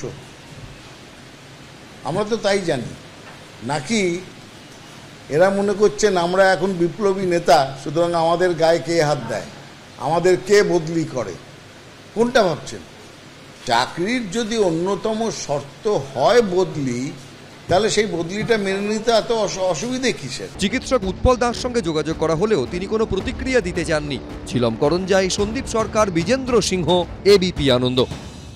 দেখুন, তৃণমূল বলছে বদলিটা চাকরির অংশ। এবারে বদলিকে অনায়াসে রুটিন বদলি বা সরকারি চাকরিতে বদলি হয় এইটা বলা যেত, কিন্তু যখন ডক্টর সুবর্ণ গোস্বামী বলেন যে 2011 থেকে 2025-এর মধ্যে কোনো চিকিৎসককে তার ক্ষেত্রে 8 বার বদলি করা হয়, 8 টাইমস, তাহলে কিন্তু এটাকে ওই রুটিন বদলি, সরকারি চাকরিতে বদলি হয়, চাকরির অংশ বদলি, এই সব বলে বোধহয় ঢাকা যায় না। আমার পরের বক্তা ডক্টর আশফাকুল্লাহ নাইয়া, যার কাকদ্বীপের বাড়িতে ভোররাতে পুলিশ পৌঁছয়, রেড হয়, দিনের পর দিন আমরা এখানে অনুষ্ঠান করেছি, তখনও এই প্রতিহিংসার জন্য বদলি এই কথাটা বারবার উঠে এসেছিল। আজকে দুজন প্রথিতযশা চিকিৎসকের বদলিকে আপনারা কোন চোখে দেখছেন? ধন্যবাদ সবাইকে। দেখুন, প্রথম কথা হলো যে আজকের এই আলোচনাটা হচ্ছে এই জন্য যে এটা বদলিটা স্বাভাবিক নয়, তাই প্রথম কথা। দ্বিতীয় কথা, যে বদলিগুলো হলো আমরা লাস্ট 3-4 মাস 6 মাসে যা যা বদলি মিডিয়াতে এসছে এবং সাধারণ মানুষ দেখেছে, তার অন্যতম বদলি হচ্ছে একটা হসপিটালে রেপ মার্ডার হলো, আর সেই জায়গায় যে বা যারা আওয়াজ তুলবে, অন্তত পক্ষে তাদের বেসিক রাইট, তাদের ভাবনা, তাদের কথাবার্তা ভাবার জন্য রাজ্যবাসীকে এগিয়ে আসতে হবে। এবার রুটিন বদলি কিভাবে হচ্ছে না হচ্ছে সেটা স্বাস্থ্য ভবন বলবে, কিন্তু এই বদলিগুলো যতগুলো আমি উদাহরণ দিলাম সেখানে পরিষ্কার দেখা যাচ্ছে কিছুটা প্রাইজ আর কিছুটা তার জন্য আপনার ডিমোশন। তাহলে এটা বলতে কারণ অসুবিধা লাগে না যে এই বদলিটা একটা প্রতিহিংসামূলক। এর আগে কি এইরকম ঘটনা তোমরা দেখেছো যে 2011 থেকে 25-এর মধ্যে একজন ডাক্তারবাবুকে, যিনি সরকারি ক্ষেত্রে চাকরি করেন, 8 বার বদলি করা হয়েছে? দেখুন, এটা তো শুনিনি কোনো দিন, আমরা প্রথম। এবার আপনাকে ডেটাই আনতে হবে, কিন্তু যেটা আমাদের বলার যে জায়গাটা, যে রুটিন বদলি যদি আপনি করতে চান কোন নিয়মে করছেন, রুটিন বদলির একটা স্বচ্ছ ট্রান্সফার পলিসি হোক, এবং সরকার হিসেবে সবার সঙ্গে একই রকম হচ্ছে কিনা। স্বাস্থ্য রাজধর্ম, স্বাস্থ্যটা শুধুমাত্র কোনো একটা মতাদর্শ করে বলে সেই ডাক্তারবাবুর ট্রিটমেন্ট আলাদা হয় না। তিনি যেখানে ট্রিটমেন্ট করেন সেই পেশেন্টগুলো কিন্তু সাধারণ মানুষ, গরিব মানুষ চিকিৎসা নিতে আসেন, তাই ট্রিটমেন্ট করেন। আপনি যদি স্বচ্ছ ট্রান্সফার পলিসি তাদের জন্য করেন, তাহলে আজকের এই পক্ষপাতিত্ব ব্যাপারটা মুখে আসে। সেটা সবার জন্য সমান হবে, সবার জন্য সমান হবে। প্লাস আপনি বিচার করুন কে কত ভালো ট্রিটমেন্ট করছে, কে কত ভালো ডিউটি করছে, কে সেই মূল্যায়ন করে তাদের একটা স্তর দেওয়া হোক। আমরা এখন এই কথাটা বলতে অনেকটাই জুনিয়র, কিন্তু যে সমস্ত ব্যক্তিদেরকে টার্গেট করা হয় তাদের কর্মক্ষেত্রে আপনি তাদের ভুলটা ধরুন, কর্মক্ষেত্রে তাদের মূল্যায়ন করুন, নাকি কথা বলার জন্য তাকে যদি আপনি পলিসি ট্রান্সফার করে দেন, তাহলে বারবার আমি বলছি এই স্বাস্থ্যটা কিন্তু কোনো একটা দলের নয়, এই স্বাস্থ্যটা কিন্তু কোনো একটা পার্টির নয়, এই স্বাস্থ্যটা আমাদের বাংলার সমস্ত মানুষের। এই স্বাস্থ্য, এই প্রতিবাদ, এই কথা বলা, এই দুর্নীতির বিরুদ্ধে যুদ্ধ প্রত্যেক মানুষের মনে আছে। সবাই জানে দুর্নীতি হচ্ছে, সবাই জানে অন্যায় হয়েছে। আজকের আরজি করের ঘটনা কোন মানুষ জানে না যে অন্যায় হয়েছে? একদম। সেই জায়গা থেকে আমার মনে হয় এই প্রতিবাদী ভাষা যেমন সুরক্ষা দিতে হবে, সেই সঙ্গে স্বচ্ছ একটা পলিসি দিলে আমার মনে হয় এই প্রশ্নগুলো আর আসবে না। অর্থাৎ ডক্টর আশফাকুল্লাহ নাইয়া পরিষ্কার বলছেন যে তাদের পাশে দাঁড়ানো, এই ইস্যুতে মুখ খোলার জন্যই কার্যত শাস্তির খাড়া নেবে। সুমনদা ছোট্ট কথা বলবো, 48 ঘন্টার মধ্যে প্রতিবাদীকে পাঠিয়ে দেওয়া হলো দার্জিলিং, আর যে লাশ পোড়ালো শঙ্কু সোমনাথ দে তাকে করে দেওয়া হলো চেয়ারম্যান। অভয়ার লাশ যে পরিয়ে দিল, দ্রুত টাকা দিয়ে দিল, তাকে চেয়ারম্যান করে দেওয়া হলো। এটাই তৃণমূল কংগ্রেস। সুমন, আমি শুধু একটা জিনিস বলবো যে 22 বছরের চাকরি জীবন সুবর্ণ গোস্বামী, ডক্টর সুবর্ণ গোস্বামী, তার মধ্যে উনি 16 বার ট্রান্সফার হয়েছেন। তার মধ্যে 8 বার ট্রান্সফার হয়েছেন লেফট ফ্রন্ট আমলে, 8 বার ট্রান্সফার হয়েছেন এই আমলে। তো সুতরাং তার ট্রান্সফারের যে ইতিহাস, সেই ইতিহাসটা কিন্তু শুরু হচ্ছে তার চাকরি জীবনের শুরু থেকে। সুতরাং তখন যখন তিনি ট্রান্সফার হয়েছিলেন, তাহলে সেইগুলো একটু খুঁজে দেখা হোক কেন হয়েছিল। তার যে প্রথম ট্রান্সফারটা হয়েছিল সেটা কি 2001 সালে যে সৌমিত্র বিশ্বাস খুনে যে তার নাম জড়িয়ে গিয়েছিল, তার জন্য তার ট্রান্সফার হয়েছিল। সেটা কি সেই জন্য? খুব ইন্টারেস্টিং। আমি বলছি অশোক খেমকাকে মনে আছে 55 বার তার ক্যারিয়ারে ট্রান্সফার করা হয়েছিল, 55। হ্যাঁ, তখন কেউ বলছে দার্জিলিং এ হয় না ঘাম, তখন বারবার কিন্তু বিজেপির বিরুদ্ধে অভিযোগ উঠেছিল যে 55 বার। যদি ওনাকে অতবার ট্রান্সফার করা হয়, আমি দেখুন, আমি সরকারি নিয়ম নীতি জানি না, কোনোদিন সরকারি চাকরি করিনি, কিন্তু সমস্ত নিয়মই একজন, যদি সেটা শাস্তিমূলক এবং ঘোষিত শাস্তিমূলক, যেটা এক্ষেত্রে বলা হচ্ছে রুটিন বদলি, যদি ঘোষিত শাস্তিমূলক বদলি কোনো তদন্তের ভিত্তিতে বা রিপোর্টের ভিত্তিতে না হয়, একজন মানুষকে 8 বার, অথবা আমি একেবারে অর্ণবের তথ্য ধার করে, না জানা সত্ত্বেও ধার করে বলছি তর্কের খাতিরে, 16 বার যদি ট্রান্সফার করা হয়, আর যদি দেখি 16 বছর কোনো এক চিকিৎসক বিভিন্ন জামানা পেরিয়ে অথবা একই জামানার মধ্যে একই চেয়ারে বসে আছেন, বিস্ময় তো জাগে। 16 বার বাদ দিন, যদি দেখা যায় যে 8 বারে একজনকে 11 বছরে 8 বার বা 14 বছরে 8 বার ট্রান্সফার করা হচ্ছে, আর সেইখানে 14 বছর একজন একই চেয়ারে, একই হাসপাতালের, একই পোস্টিংয়ে বসে আছেন, সংশয় তো হবেই। বেশ, আমি এখান থেকে আমার পরের প্রতিবেদন, যেটা ইতিমধ্যেই ডক্টর নাইয়া এবং অন্য বক্তাদের কথায় চলে এলো, যে দ্বিতীয় অভিযোগ যেটা মারাত্মক আরজিকর রিলেটেড, সেটা হচ্ছে অভয়ার দেহ পুড়িয়ে দেয়া, অর্থাৎ দ্বিতীয়বারের জন্য ময়নাতদন্তের সম্ভাবনা বিনষ্ট করার জন্য নাকি পরিবারের অভিযোগ অনুযায়ী যিনি তার মধ্যে যুক্ত ছিলেন তিনি হলেন আজকে পানিহাটি পুরসভার নতুন চেয়ারম্যান। এই অভিযোগ কিন্তু আজকে তারা প্রথম করছেন তা নয়। এই আমার ডান দিকের অংশে এই স্টুডিওতে বসে একাধিকবার, এবং প্রথমবার এই স্টুডিওতে বসেই অভয়ার মা এবং বাবা তারা এই নামটি করেন। আমি স্টুডিওর একটা অংশ যেবার প্রথম তারা প্রকাশ্যে আনলেন, এই স্টুডিওতে বসেই এই নামটি আমি দেখাবো। তারপর পক্ষে বিপক্ষে তারা কি বলছেন, যাকে চেয়ারম্যান করা হলো অবশ্যই তার কি বক্তব্য পাশাপাশি দেখাবো। তার আগে প্রথম এই নামটি জনসমক্ষে এই স্টুডিওতে বসেই এনেছিলেন অভয়ের মা এবং বাবা। কি বলেছিলেন তারা, প্রথমে দেখব। এত প্রেশার আমার উপর, পুলিশ এবং ওই শারিফ হাসানের সমস্ত লোকজন, আমাদের কোনো কথা ওখানে গ্রাহ্য হয়নি। তারপরে ভাবলাম ঠিক আছে, এখান থেকে বেরোলে হয়তো আমরা মুক্তি পাবো, আমার মেয়ের দেহটা রেখে দিতে পারবো। যখন গেট থেকে আমরা বেরোচ্ছি, আমার মেয়ের দেহ মানে গাড়িটা আগে, আমাদের গাড়িটা, আমার মেয়ের গাড়িতে আমরা ছিলাম পেছনে, হঠাৎ করে দেখি কোথায় নিয়ে চলে গেল। তখন উনি চিৎকার করে উঠেছেন, দেখেছে সবাই সেটা, যে আমার মেয়েকে কোথায় নিয়ে চলে যাচ্ছে। তখন আমাদের মনে হয়েছে ওকে যখন কোথায় নিয়ে যাচ্ছে আমরা জানতে পারছি না, তো আমরা টালা থানায় যাই, পুলিশকে গিয়ে বলবো যে আমার মেয়েকে এখানে আনুন। আমরা, আপনাদের বলা পর্যন্ত হয়নি যে কোথায় মেয়েকে নিয়ে যাওয়া হবে? আমরা জানতে ওইখান দিয়ে বেরোলো ব্যাস। তখন আমরা টালা থানায় গেছি, আমাদের একজন প্রতিবেশীও ছিলেন, ওনাকে ধাক্কা দিয়ে মানে গাড়ি থেকে বার করে পুলিশ আমাদের গাড়িতে উঠেছে। গাড়িতে উঠে রীতিমতো আমাদের বোঝানো হচ্ছে যে পোস্টমর্টম তো ঠিকঠাকই হয়েছে, আপনারা কেন এরকম করছেন? আমি বলছি আমরা ঠিকঠাক হয়েছে, কিন্তু আমরা আবার পোস্টমর্টমের জন্য মেয়ের দেহটা রাখতে চাই, আপনারা মেয়েকে এখানে নিয়ে আসুন, আমরা মেয়ের দেহ ফ্রিজ আপ করে বাড়ি যাব, আজকে পোড়ানো হবে না। তখন পুলিশ তো অনেক পুলিশ মিলে আমাদের ঘিরে ধরেছে, অনেক ঝামেলা শুরু হয়ে গেছে, আমাদের পেশার সৃষ্টি করা হচ্ছে। এবং ওই আমার মেয়ের গাড়িতে আমাদের ওখানকার মানে উনি সোমনাথ দে একজন ওখানকার এমএলএ হয়তো না কমিশনার ওখানকার, উনি উঠে পড়েছিলেন। আমার কোনো মানে ওটাতে কোনো আমরা বলিনি ওনাকে, কাউন্সিলর উনি নিয়ে চলে গেছেন এবং আমার বাড়ির লোকও কেউ জানে না যে উনি উঠে পড়েছেন। আমার বাড়ির এত লোক ছিল, তাদের কাউকে গাড়িতে উঠতে দেওয়া হয়নি, উনি নিয়ে চলে গেছেন। তখন আমাদের বাড়ি থেকে ফোন, পাশের বাড়ি থেকে ফোন করছিল, বৌদি তোমরা তাড়াতাড়ি চলে আসো, নাহলে ওকে শ্মশানেই নিয়ে চলে যাবে। তখন আমরা তাড়াতাড়ি বাড়িই চলে আসি এবং বাড়িতেও কিছু করতে পারিনি। আমার 2 কিলোমিটার ধরে বাড়িতে শুধু পুলিশই ছিল, কোনো রকমে উপরে নেওয়া হয়েছিল, সেখানেও টাকা দিতে চাওয়া হয়েছিল আমাদের, এবং দ্রুত দেহ শ্মশানে নিয়ে আমাদের ওখানকার লোকাল এমএলএ, লোকাল কমিশনার তারা চুল্লিতে ঢুকিয়ে দিয়ে আমাদের লোকাল মানে এমএলএ লোকাল কমিশনারকে পিঠ চাপড়ে বলছিলেন ওয়েল ডান বয়, ওয়েল ডান বয়। এটা কি কারো নির্দেশ ছিল? কারো নির্দেশ ভালোভাবে পালন করেছেন বলে কি তিনি ওয়েল ডান বয় বলছিলেন? এগুলো আমাদের অনেক কোশ্চেন এখনো অজানা।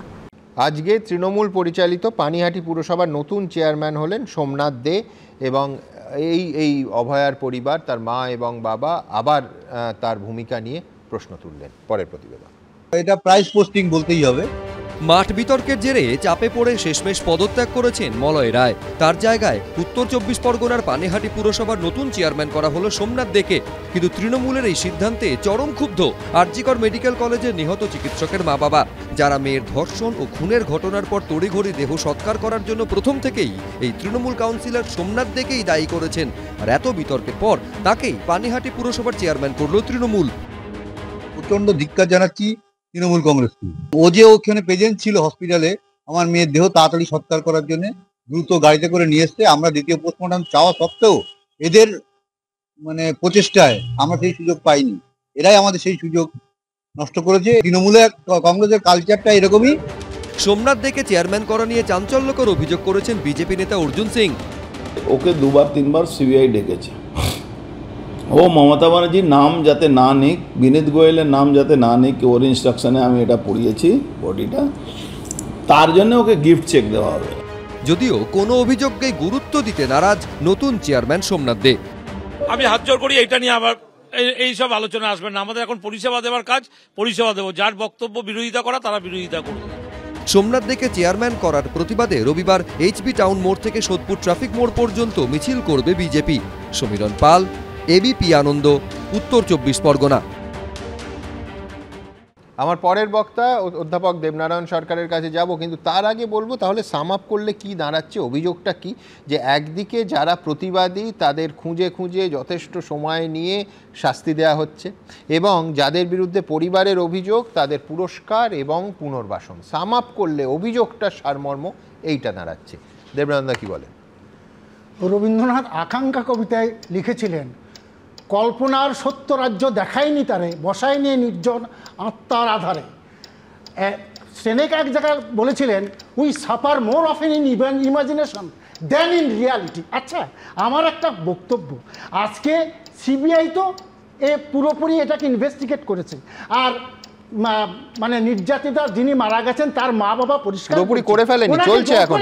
না, ওনাকে জোর করে সই করিয়েছে। প্রশ্ন হচ্ছে তাহলে সে কথাটা বললেন কেন? সই তো আপনারা করেছেন। শুধু তাই নয়, যেসব জুনিয়র ডাক্তাররা ছিলেন যারা আজকে এই সঙ্গে আছেন তারাও তো সই করেছিলেন। সমস্ত কিছু বিভিন্ন কারণে সই করেছিলেন, ভাঙার জন্য সই করেছিলেন, কোথায় তাদেরকে ওই যেখানে পড়ানো হয়েছিল সেখান থেকে সই করেছিলেন, যেখান থেকে স্টেপ পরিবর্তন হয়েছে সেখানে সব কিছুতে, লাশের যখন পোস্টমর্টম হচ্ছে সেখানে সই করেছিলেন, সব কিছু করেছিলেন। জোর করে যদি হয় সই করে, এখন তারা বলছেন কেন? সিবিআইকে কেন বলেননি? প্রশ্ন হচ্ছে জিনিসটাকে তাতিয়ে রাখার জন্য, এবং এর পিছনে এক ধরনের আর এক ধর রাজনীতি রয়েছে, এবং সেই রাজনীতি করা হচ্ছে যে জিনিসটা সিবিআই করেছে, আবার বলেছে সিবিআই এর সঙ্গে এটা যা হোক নিশ্চয়ই করা হোক, কিন্তু আমার প্রশ্ন হচ্ছে এটা তেতিয়ে রাখা হচ্ছে না। আমি বলছি দেবনারায়ণ, আপনি তো ফুটেজে দেখেছেন যে সৎকারে জোর করা হচ্ছে, তারা গাড়ির মধ্যে তুলে দেওয়া হচ্ছে, তারা জানেন না মেয়ে কোথায়, তো ক্যামেরায় দেখা গেছে। আচ্ছা সেটা তো উনি বলবেন, কিন্তু সই করলে প্রশ্ন হচ্ছে ওনাকে তো সই করতে আমি আসবো, ডক্টর নাইয়ার কাছে জিজ্ঞেস করব, উনি নির্বোধ সই করেছেন কেন? ওনারা তো সই করে, এখন বলছেন আমি ইচ্ছা করে সই করেনি, এটা হয় না। এটা যে বলতে হবে সিবিআই কে, এ বলতে হবে কোর্টকে, সবকিছু ঠিক হয়েছে। এখন তৃণমূলের পরে দাবি করা হচ্ছে এরাই গন্ডগোল করেছে, ইচ্ছা করে তথ্য বিকৃতি করা হচ্ছে, সত্য তথ্য আছে না, let the truth come out. আমরাও চাই সিবিআই করেছে, সেই সিবিআই তো আবার ইনভেস্টিগেট করবে, সুতরাং একই ইনভেস্টিগেট তাই করবে। এরা মনে করছে এটা আসলে প্রলং করানো কারণটা হচ্ছে ইলেকশন সামনে আসছে, যদি কাউকে সুবিধা করা যায়, এর পিছনে অনেক কিছু কারণ আছে। এবং না এটা কি তৃণমূলই সোমনাথ বাবুকে করে বিরোধীদের সুবিধা করে দিল বলছেন? না না, তৃণমূল কেন, যাতে ইস্যু হলো, ইস্যু করা যায়, তৈরি করা হচ্ছে এই জিনিসটাকে প্রলং করার জন্য। সামনে ইলেকশন আসছে, ইলেকশনে একটা পার্টিকে সুবিধা করার জন্য, এইটাই হচ্ছে বস্তু বড় জিনিস। কারণ যে সিবিআইকে, সেই সিবিআইকে দিয়ে কেন করাচ্ছে, অন্য একটা এজেন্সি দিয়ে কেন করালো না? একই এজেন্সি করাচ্ছে, মনে করছে কিছু পাবে, কিন্তু কিছুই পাবে না। সেই জিনিসটা তো তাদেরকে তখনও বলেছিল, এখন আবার সে একই কথা কেন বলছে? Harp on the safest thing, একই কথা বারবার বলা। আচ্ছা 3 মিনিটের মধ্যে যে জিনিসটাকে বারবার সমস্ত কথা সিবিআই কে বলেছে, তারা সব কিছু তো সই করেছে, যে আজকে পোড়ানো হবে সেখানেও সই করেছে। এখন বলছি আমরা সই করলে কি আমরাকে বোঝানো হয়েছে? তাহলে বোঝানো হলে তো সিবিআই কে বলুক, তখনও তো বলেছিল। এখন আবার সেই পুরনো কথা যে আমি জোর করে বুঝে সই করিনি। বাচ্চা ছেলে বললে তো হবে না, অত সহজ হলে হবে না, তাদেরকে নিশ্চয়ই কারণ বুঝিয়েছিল। সুতরাং এই দোষটাকে যদি উনি বলেন আমি বুঝতে পারিনি সই করেছে, এটা হয় না। সই করেছেন, শুধু সই করেননি, যারা আজকে আন্দোলন করছেন তাদের পক্ষ থেকে সই করা আছে। জুনিয়র ডাক্তাররা প্রত্যেকটা পদক্ষেপে জুনিয়র ডাক্তারদের সই আছে, সেটা ওই শৌচাগারের দেয়াল ভাঙা থেকে শুরু করে ময়নাতদন্ত অবধি। একদম যে পয়েন্টটা আপনি শুরু করলেন যে কি বলে পানিহাটি পোড়ানো, বডি তাড়াতাড়ি পোড়ানো, আমার যতদূর এখনো পর্যন্ত জানা ওখানে কেউ আমাদের সই করেনি, তাড়াহুড়ো করার জন্য কেউ সই করেনি। মুশকিলটা কোথায় জানো সুমনদা? কিছু সত্য কিছু মিথ্যা। যদি কেউ মিথ্যা বলে তাকে মিথ্যাবাদী বলে আপনি সাইড করে দিতে পারেন, কেউ সত্য বললে সত্যবাদী আলাদা করে দিতে পারেন। কিছু মিথ্যা এবং কিছু সত্য মিক্সড করে নারায়ণবাবুদের মতো কিছু ব্যক্তি আছেন যারা ডিরেক্ট পলিটিক্স করেন না, কিন্তু তারা একটা পলিটিক্যাল আইডিওলজিতে বেঁচে থাকেন, এবং সেই পলিটিক্যাল আইডিওলজিটাকে নিয়ে যে জায়গাটা উনি নস্যাৎ করতে চাইছেন সেটা হচ্ছে সঠিক বিচারের জায়গা। যে সই করেছে, যারা সই করেছে, সিবিআই শুধু নয়, দেশের সমস্ত সংস্থা তাদের এসে যারা করুক, আমরা সেটার জন্য আমরা রাজি আছি। কিন্তু সত্য আর মিথ্যার সঙ্গে মিশিয়ে দিয়ে সোনাকে মিথ্যার সঙ্গে মিশিয়ে দিয়ে অনুমতি দেয়া হলো, ওখানে রাস্তা বলুন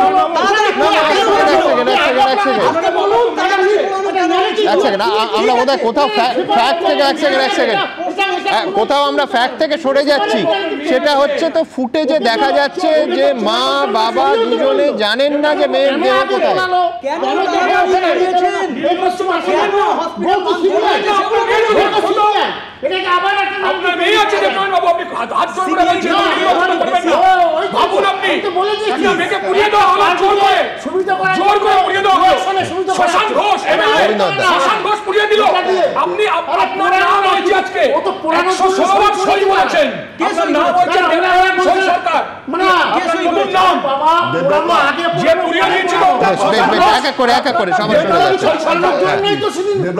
কথা আপনি ভাবুন, সত্য আর মিথ্যা মিশাবেন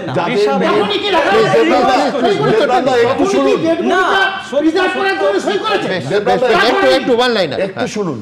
যেটা হচ্ছে যে একজনের মেয়ে মারা গেছে, রাত্রি 3টে থেকে জেগে আছে, তাদের 3 ঘন্টা বসে থাকার পরে তাদের মেয়েকে দেখতে দিয়েছে, এবং প্রথমে আত্মহত্যা বলে ডেকে নিয়ে এসে 3 ঘন্টা পরে তারা জানতে পেরেছে যে তাদের মেয়ে আত্মহত্যা নয়, অন্য কোনো কারণে মারা গেছে।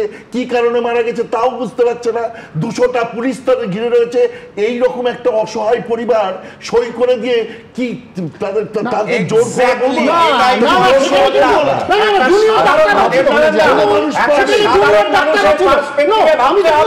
একটা সাধারণ মানুষ সেখানে 200টা পুলিশ, নির্মল ঘোষ থেকে কাউন্সিলর, এমএলএ সবাই দাঁড়িয়ে আছে, সেখানে করতে পারে না।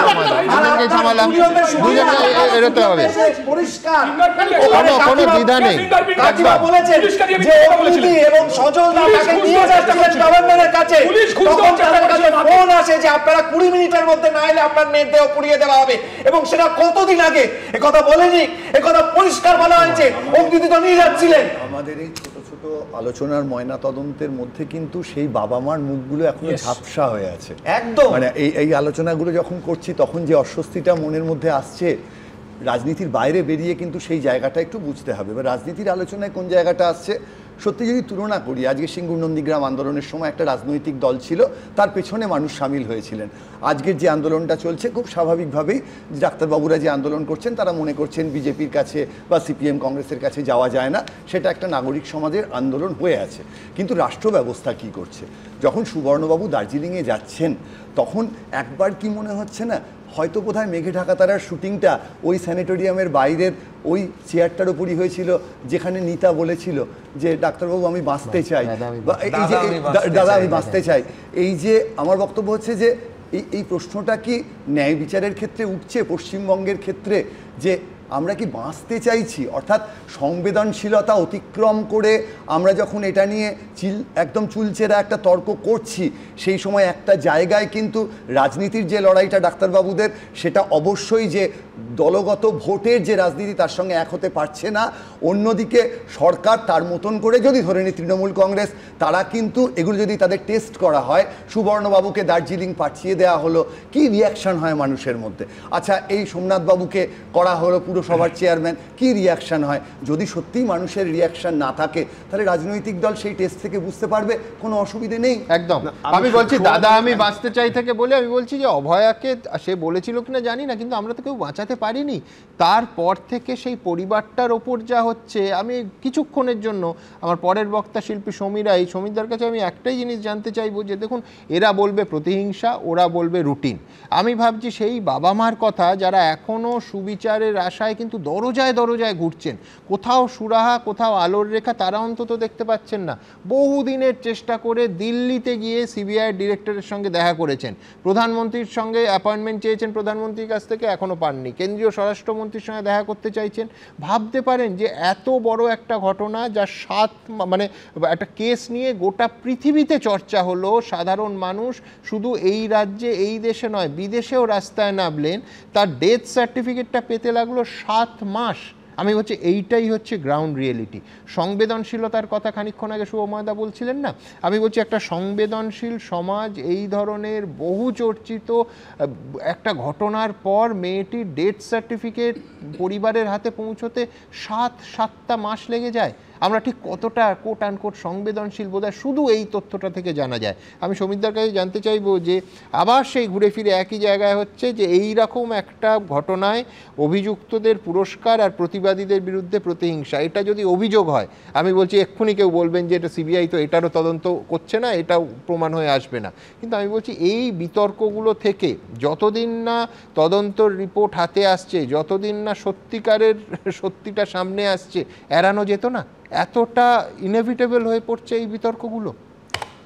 দেখো সুমন, প্রথমে আমি জোর হাতে আমি ক্ষমা চাইছি অভয়ার মা বাবার কাছে যে আমরা বাঙালিরা আপনার কন্যাকে তো বাঁচাতে পারিনি, নিদেন পক্ষে একটা সুবিচার আজ অবধি আমরা দিতে পারিনি।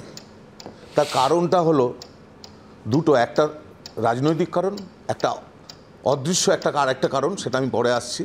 আরেকটা কারণ হলো, দেখুন আমি বহুবার বলেছি সমাজের সকল অশিক্ষিত যাদের পড়াশুনো কম, গ্রামে গঞ্জে রয়েছেন, সেইখানে প্রচুর মানুষ রয়েছেন, তারা যদি একটা ভুল করেন বা কেউ ঘটনাক্রমে কোনো একটা সাইকেল চুরি করে ফেললো, তাতে দেশের বা জাতির ক্ষতি হয় না। একটা দেশ বা জাতির ক্ষতি হয় যখন শিক্ষিত সমাজ বিবেকহীন, নিষ্ঠুর এবং রাজনৈতিক নেতাদের তোষামোদি করেন, তখন দেশের ক্ষতি হয়। কি নির্লজ্জভাবে কিছু ব্যক্তি খালি কোনো একটি রাজনৈতিক দলকে সন্তুষ্ট করার জন্যে সমাজের কাছে এগুলো তুলে ধরেন যে এটার পেছনে এটার পেছনে এটার পেছনে আমি জানি না তাদের পরিবারে কে আছেন। আমি একজন বাঙালি হিসাবে, একজন মানুষ হিসাবে, একজন শিল্পী হিসাবে আমার লজ্জা লাগে। এবং যেটা সুমন তুমি বললে যে প্রতিহিংসা পরায়ণ, আমি দেখলাম এটা আমরা সবাই দেখছি, প্রত্যেকটি মানুষ দেখছে। আমরা যদি দেখি গোটা পশ্চিমবাংলার সমস্যা, আজকে বছরের পর বছর ছেলেমেয়েরা রাস্তায় বসে আছে, কয়েকশো ছেলে মেয়ে, তার মধ্যে কয়েকজনের মৃত্যু হয়ে গেছে, তাদের যোগ্য চাকরিটার জন্য তারা রাস্তায় বসে আছে। কোথায় কোন বাঙালি কাঁদছে তার জন্যে? কোন রাজনৈতিক নেতা, বিশেষ করে শাসক দলের নেতা যাদের দায়িত্ব, তারা তাদের সুরাহা দিতে পারেননি, তারা বসেই আছেন। আজকে রাজনৈতিক নেতারা বক্তব্য রাখছেন, 1 বছর পরে ভোট, তার জন্য দুপক্ষই বক্তব্য রাখছেন কে কত সিট পাবে। কোথায় বলছেন না তো এই ছেলে মেয়েগুলোর কবে চাকরি হবে? কোথায় বলছেন না তো যে অভয়ার যে জন্য যে শাস্তি বা যে ন্যায় বিচার সেটা কেন পাচ্ছে না? সবাই রাজনৈতিক অঙ্গ করছেন এবং তার সাথে এই শিক্ষিত সমাজের একটি শ্রেণী, সবাইকে আমি নিশ্চয়ই বলবো না, তারা তোষামোদি করছেন, যেটা আমাদের পক্ষে ক্ষতিকারক। আমার ভাবতে কষ্ট লাগে যে যেই মা বা বাবা তারা দিনের পর দিন কিভাবে কাটাচ্ছেন, আমাদের সন্তান আছে, কিভাবে কাটাচ্ছেন। আপনারা একবার যারা টেলিভিশনটা দেখছেন, প্রোগ্রামটা দেখছেন, আপনারা একবার ভাববেন, আপনি তৃণমূল হন, আপনি বিজেপি হন, আপনি সিপিএম হন, আপনি যে পার্টি হন, আপনাদের প্রত্যেকের ঘরে মা ভাই বোন ছেলে মেয়ে রয়েছে, যে এই মা বাবা কী করে কাটাচ্ছেন। আমি জানি না ওনারা কতদিন এই পৃথিবীতে থাকবেন, আমি জানি না, কিন্তু আমি চাই, আমি ঈশ্বর যদি বলে কিছু থাকে তার কাছে এইটুকু আমরা কামনা করি যেন ওর মা বাবা প্রকৃত দোষীর শাস্তি দেখতে পান এবং চরম শাস্তি। সেখানে কোনো রাজনৈতিক দলের দাদাগিরি চলবে না।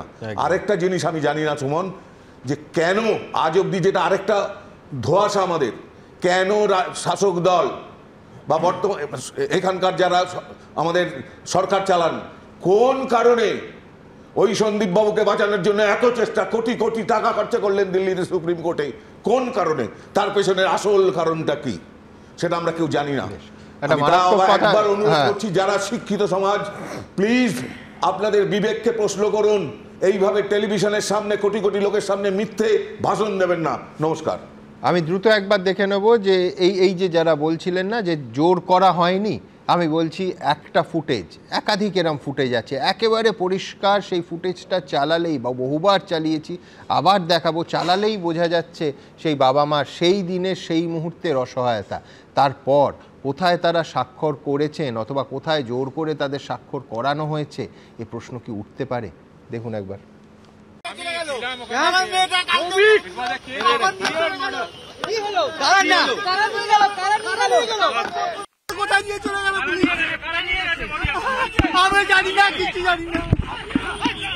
এটা একেবারে পরিষ্কার, দীর্ঘ, এটা চালালেই বুঝতে পারবেন যে তারা জানেন না তাদের মেয়ের দেহ কোথায়। এই অসহায়তার মধ্যে কেন পড়তে হবে? গোটা বঙ্গ সমাজ চমকে উঠেছিল যখন তারা আদালতে গিয়ে প্রথম দিন বললেন যে প্রায় 3.5 ঘন্টা তাদের দেহ দেখতে দেওয়া হয়নি, এবং এই স্টুডিওতেই আমার ডান পাশে বসে তারা বললেন যে প্রথম তাদের দেহ দেখার অনুমতি পান যখন মুখ্যমন্ত্রী টেলিফোনে তাদের সঙ্গে কথা বলছিলেন। তারা অনুযোগ করেন যে মাননীয় মুখ্যমন্ত্রী, আমাদের এখনো মেয়েকে দেখতেই দেয়া হয়নি, তখন তার নির্দেশে দেখতে দেয়া হয়। কোথায় পাঁচিলটা কারা কোন উদ্দেশ্যে তাদের সামনে তুলে ধরেছিল, এই প্রশ্ন তো উঠবে। সমিতদার যথার্থ একটা কথা বলেছেন, দেখুন জনস্মৃতি দুর্বল বলেই সাধারণ মানুষ, রাজনীতিবিদ সবাই মোটামুটি তার সুযোগ নেন। কিন্তু সাধারণ মানুষের পাটে একটা কথা বলার, সাধারণ মানুষ তো সংগঠিত রাজনৈতিক দল নয়, যার ফলে সমস্ত ক্ষেত্রে প্রতিবাদ, বিশেষ করে এই অভয়াকাণ্ডের প্রতিবাদ হয়েছিল নাগরিক সমাজ এবং একেবারে সাধারণ মানুষ, যারা শটান রাস্তায় নেমে এসেছিলেন, রাস্তায় গোটা রাত, প্রয়োজন হলে দিনের পর দিন তারা রাত জেগেছেন। আমি বলছি তারা প্রত্যেকটা ক্ষেত্রে ওই রকম রাজনৈতিক দলের মতো সংগঠিত প্রতিবাদ করা তাদের পক্ষে তো তাদের অর্গানাইজ কারা করবে? সুতরাং এইখানে কোথাও মনে হতে পারে যে সংবেদনশীলতার অভাব এবং এখানে অনেক কিছু রাষ্ট্র ক্ষমতা করতে পারে, কিন্তু আবার ওই পুরনো কথাটা বলতে হয়, সে প্লেটোর আমল থেকে যে কথাটা চলে আসছে, মানুষ সব দেখছেন, মানুষ কিন্তু সব দেখছেন। আমি এখান থেকে আমার পরের প্রতিবেদন, যেখানে আমার স্পষ্ট প্রশ্ন আছে যে সিবিআই কি করছে, এত আশা ভরসা, সুবিচারের জন্য দরজায় দরজায় ঘোরা, এর কারণটা কি? এটা কার দিকে তাকিয়ে? তদন্তকারী সংস্থা। এখন তো কলকাতা পুলিশের কোনো ভূমিকা নেই, পুরোটা হচ্ছে তদন্তকারী সংস্থা সিবিআই। অনেকে বলছেন যে বিশেষ করে সুপ্রিম কোর্ট যখন হাইকোর্টে কেসটাকে ফিরিয়ে দিল, আর এর একটা অংশ তথ্য প্রমাণ লোপ ইত্যাদি হাইকোর্টের এই বিচারাধীন বিষয় করে সুপ্রিম কোর্টের কোনো আপত্তি নেই এটা বলে দেয়া হলো, একেবারে স্পষ্ট করে সিবিআই তৎপরতা বেড়েছে। আমরা জানি না গত কয়েকদিন কারা কারা সিবিআই দফতরে পৌঁছলেন, তাদের কি জন্য, কোথায়, কি জিজ্ঞাসাবাদ করা হচ্ছে, আমার পরের প্রতিবেদনে বিস্তারিত দেখাবো। দেখুন, আরজিকর কাণ্ডে নিহত তিলোত্তমার মা বাবার আবেদনে সাড়া দিয়ে কলকাতা হাইকোর্টে মামলা ফেরত পাঠিয়েছে সুপ্রিম কোর্ট।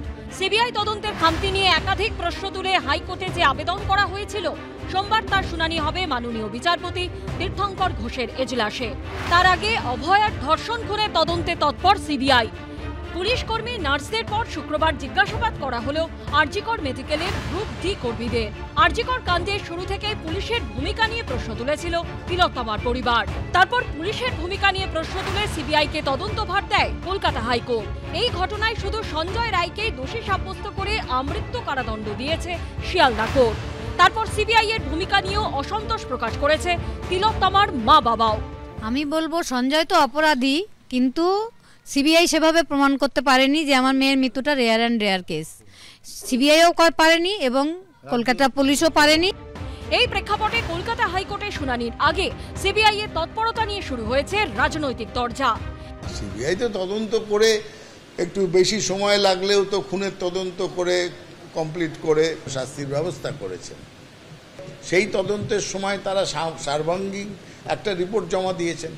সেটা ঠিক না ভুল সেটা সিবিআই বলবে। আজকে নতুন তদন্ত শুরু করছে, তাহলে তাদেরও কৈফিয়ত দিতে হবে তারা তদন্ত অসম্পূর্ণ রেখেছিলেন কেন, এবং যারা তারস্বরে সিবিআই সিবিআই বলে চিৎকার করেছিলেন তাদের এই দায়ভার নিতে হবে।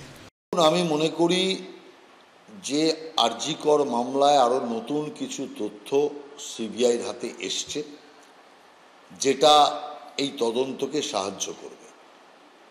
তার কারণ হচ্ছে যে পুলিশ যেভাবে তথ্য লোপাট করার কাজ করেছে, কঠিনভাবে সিবিআইকে এই তদন্ত চালাতে হচ্ছে। সুপ্রিম কোর্ট থেকে আবার নতুন করে হাইকোর্টের জাজকে এই মামলার তদারকি করবার যে নির্দেশ দিয়েছে, তাতে এই মামলার মধ্যে আরো বেশি পূর্ণতা পেয়েছে। এ মাসের শুরুতে আরজিকর কাণ্ডে তদন্তে 11 জন পুলিশ কর্মীকে ডেকে জিজ্ঞাসাবাদ সিবিআই এর। এই পুলিশ কর্মীরা ঘটনার দিন অর্থাৎ 8ই আগস্ট ও তার পরের দিন 9ই আগস্ট আরজিকর মেডিকেলের পুলিশ আউটপোস্ট ও টালা থানায় ডিউটিতে ছিলেন। বৃহস্পতিবার 4 জন নার্সকে তলব করে তাদের বয়ান রেকর্ড করে সিবিআই। সূত্রের দাবি, তারাও ঘটনার রাতে হাসপাতালে ডিউটিতে ছিলেন। শুক্রবার আরজিকর মেডিকেল কলেজের 3 জন গ্রুপ ডি কর্মীকে তলব করেন কেন্দ্রীয় গোয়েন্দারা, যারা সেই ভয়ঙ্কর ঘটনার রাতে ডিউটিতে ছিলেন বলে সূত্রের খবর। প্রকাশ সিনহা, রুমা পাল ও সন্দীপ সরকারের রিপোর্ট, এবিপি আনন্দ। ডক্টর নাইয়া, আমি খুব পরিষ্কার করে জানতে চাইব, দেবনারায়ণ সরকার যেটা বলছিলেন যে এই গোটা ঘটনায় স্বাক্ষরকারী হিসেবে জুনিয়র ডাক্তারদের একাংশের ভূমিকা। দেখুন, প্রথম কথা, এটা বলতে গিয়ে একটু ইমোশনাল ফিল হচ্ছে। মানে বাবা মায়ের সঙ্গে ছিলাম কদিন আগে দিল্লিতে, তো ওদের কষ্টটা কিছুটা বোঝা যায়। সুমনদা, আমাদের যে যুদ্ধ এবং যে জুনিয়র ডাক্তার, এই ঘটনায় জুনিয়র ডাক্তাররাও জড়িত থাকতে পারে, এটা আমরা কখনো দ্বিমত করিনি। এই ঘটনায় nursing staff, police staff, hospital staff জড়িত থাকতে পারে, দ্বিমত করিনি। প্রিন্সিপাল জড়িত আছে, সেই জন্য আমরা প্রতিবাদও করেছি। প্রিন্সিপাল জেলে আছে, আমরা দ্বিমত করিনি। তাহলে এখানে কে বা কারা জড়িত, তারা জুনিয়র ডাক্তার কি, সিনিয়র ডাক্তার কি, নার্সিং স্টাফ কি, আপনার পুলিশ স্টাফ, এটা কিন্তু এখানে ম্যাটার করে না। বারবার এই জুনিয়র ডাক্তার বলে যে কিছু সত্য কিছু মিথ্যা মিশিয়ে দিয়ে আন্দোলনকারী জুনিয়র ডাক্তারদের দিকে একটা যে তীর ছোঁড়ার যে প্রক্রিয়া, এটা কিন্তু আমি আবার বলছি, আমাদের দিকে অনেক বিভিন্ন ঝামেলা দিয়ে বিভিন্ন করা হয়েছে, এটা ম্যাটার নয় সুমনদা। এখানে বিচারটা জরুরি। বাবা মার কান্নার আওয়াজ কিন্তু 100 বছর থাকবে। আমরা বুড়ো বয়সে যখন মৃত্যুর কোলে ঢলে পড়বো, তখনও আমাদের মনে থাকবে যে এই বিচারটাকে কীভাবে নোংরামো করা হয়েছিল, হসপিটাল ভাঙচুর করা হয়েছিল, এটা কারোর অসুবিধে কেউ দেখেনি এমন নয়। সেদিন গিয়ে উল্লাস করা হয়েছিল, কেউ দেখেনি এমন নয়। আজকেরও কোনো একজন প্রিন্সিপালের ট্রান্সফার নিয়ে কিছু ব্যক্তি উল্লাস করছে, এটা কারোর অগোচরে কিছু নয়। তাহলে উদ্দেশ্যটা কি? আপনি বিচার দেবেন কি দেবেন না, দুটোর মধ্যে আপনি কোন দিকে যাবেন? উৎসব চলছে ডায়মন্ড হারবার কলেজে। আমি একটা জিনিস বলি ডাক্তারবাবু, আপনি যে বললেন যে আপনার জুনিয়র ডাক্তার জুনিয়র ডাক্তাররা জড়িত রয়েছে, এটা আপনি এখন বলছেন, আগে বলেন আবার কি বলছেন? আপনারাই বলেন না, না এটা নিয়ে বহুদিন ধরে চলেছে এই জিনিসটা। যখন বারবার আমি আপনার আমি বলছি যদি আবার বলছি আমি যদি জেলে নিয়ে যাও তাদের প্রতি এখানে আমি বলছি প্রফেশন সেটা ম্যাটার করে না। এটাই আমরা প্রথমে সই করেছিলেন জুনিয়র ডাক্তাররা, বা ওই পাশের ঘরটি ভাঙা হবে সেইটার ক্ষেত্রেও যখন সই করেছিলেন জুনিয়র ডাক্তার সই ছিল না, না কারণ সই ছিল না। আমার বক্তব্য খুব পরিষ্কার, আমি থামাচ্ছি। হ্যাঁ, তদন্তকারীরা একদম শাস্তি দেবে তো। এক সেকেন্ড, চারজন কথা বললে কেউ শুনতে পারবেন না। হ্যাঁ, যারা সেখানে সই করেছিল তারা এখন এটা চাচ্ছে, আমরাও চাচ্ছি যারা সই করেছে, যারা সই করে যাদেরকে সিবিআই কথা বলেনি, আমি বলছি এখানে কিন্তু এক সেকেন্ড দেবনারায়ণ দা, ডক্টর নাইয়া দুজনকেই আমি থামালাম। দেখুন, তথ্যের প্রয়োজনে এখন তো সমস্ত ইউটিউবে আছে, যে কেউ এক সেকেন্ড প্লিজ, যে কেউ ইউটিউবে মিলিয়ে নিতে পারেন যে এখানে এই স্টুডিওতে একেবারে দুজনকেই থামালাম, একেবারে বাবা মা এখানে এসে বারবার বলেছেন যে জুনিয়র ডাক্তারদের একটা অংশ তারা বিশ্বাস করেন বা তাদের সন্দেহ এটা এই ঘটনার সঙ্গে যুক্ত।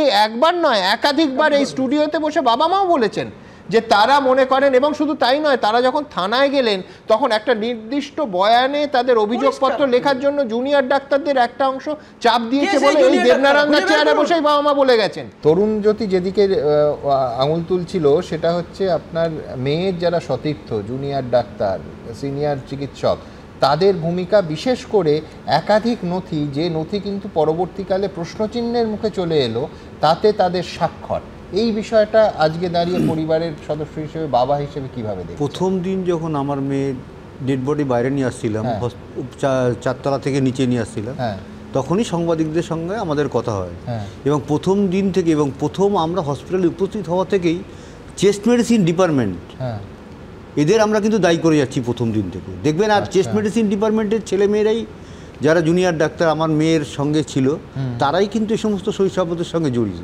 5 জন একসঙ্গে ডিউটি করছে, হঠাৎ 4 জন কেউ কিছু জানতে পারলো না, একটা খুন ধর্ষণ হয়ে গেল একটা হসপিটাল মানে ডিপার্টমেন্টের মধ্যে, এটা তো কেউ বিশ্বাস করবে না।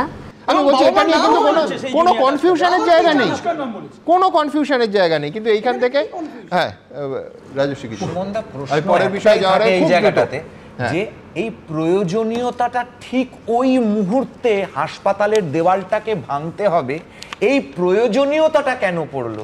সুমনদা ভেবে দেখেছো, প্রাক স্বাধীনতা এবং স্বাধীনতা পরবর্তী ঘটনা প্রবাহ কিন্তু একদিকে যখন আশুতোষ লাহিড়ীরা কালাপানির শাস্তি খাচ্ছেন 17 বছর জেলের, তখন কিন্তু আরেকজন পুরস্কৃত হচ্ছেন। ঠিক তেমনি ভাবে তুমি দেখো অভয়ার মৃতদেহ কিন্তু একদিকে যখন তার পুড়িয়ে দেওয়া হচ্ছে, তখন কিন্তু তৃণমূলের কাউন্সিলর এবং এমএলএ পুরস্কৃত হচ্ছেন, হাহাকার করছে আরেকদিকে। কিন্তু সিবিআই এর তো সব প্রমাণগুলো আপনারা লোপাট করে দিয়েছেন, আপনারা দেওয়ালটা তখন ভাঙতে হলো কেন? বেজায় শর্টটা কেন রাখেন নি? আপনারা কেন বলেছিলেন আপনাদের যে দাঁড়িয়ে এখানে যে মেয়েটি সুইসাইড হয়েছে কেন বলেছিলেন? বাবা বাবা কেন বলেছিল? এই যে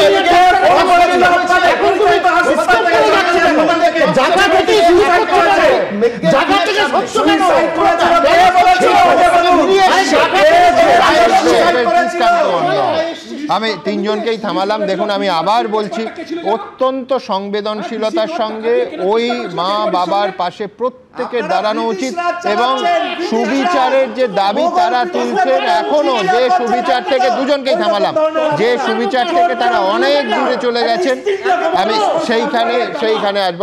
আমি থামালাম। আমি আবার বলছি, শুধুমাত্র আমরা প্রার্থনা করতে পারি, স্পষ্ট দাবি তুলতে পারি, একেবারে পরিষ্কার দাবি যে এই বাবা মাকে সুবিচার, আমাদের বৃহত্তর জনসমাজ, আমাদের আদালত, আমাদের প্রত্যেকে চাই, যে কোনো উন্মাদ না হলে যে কোনো মানুষের চাওয়া উচিত, একেবারে বদ্ধ উন্মাদ মত ছাড়া।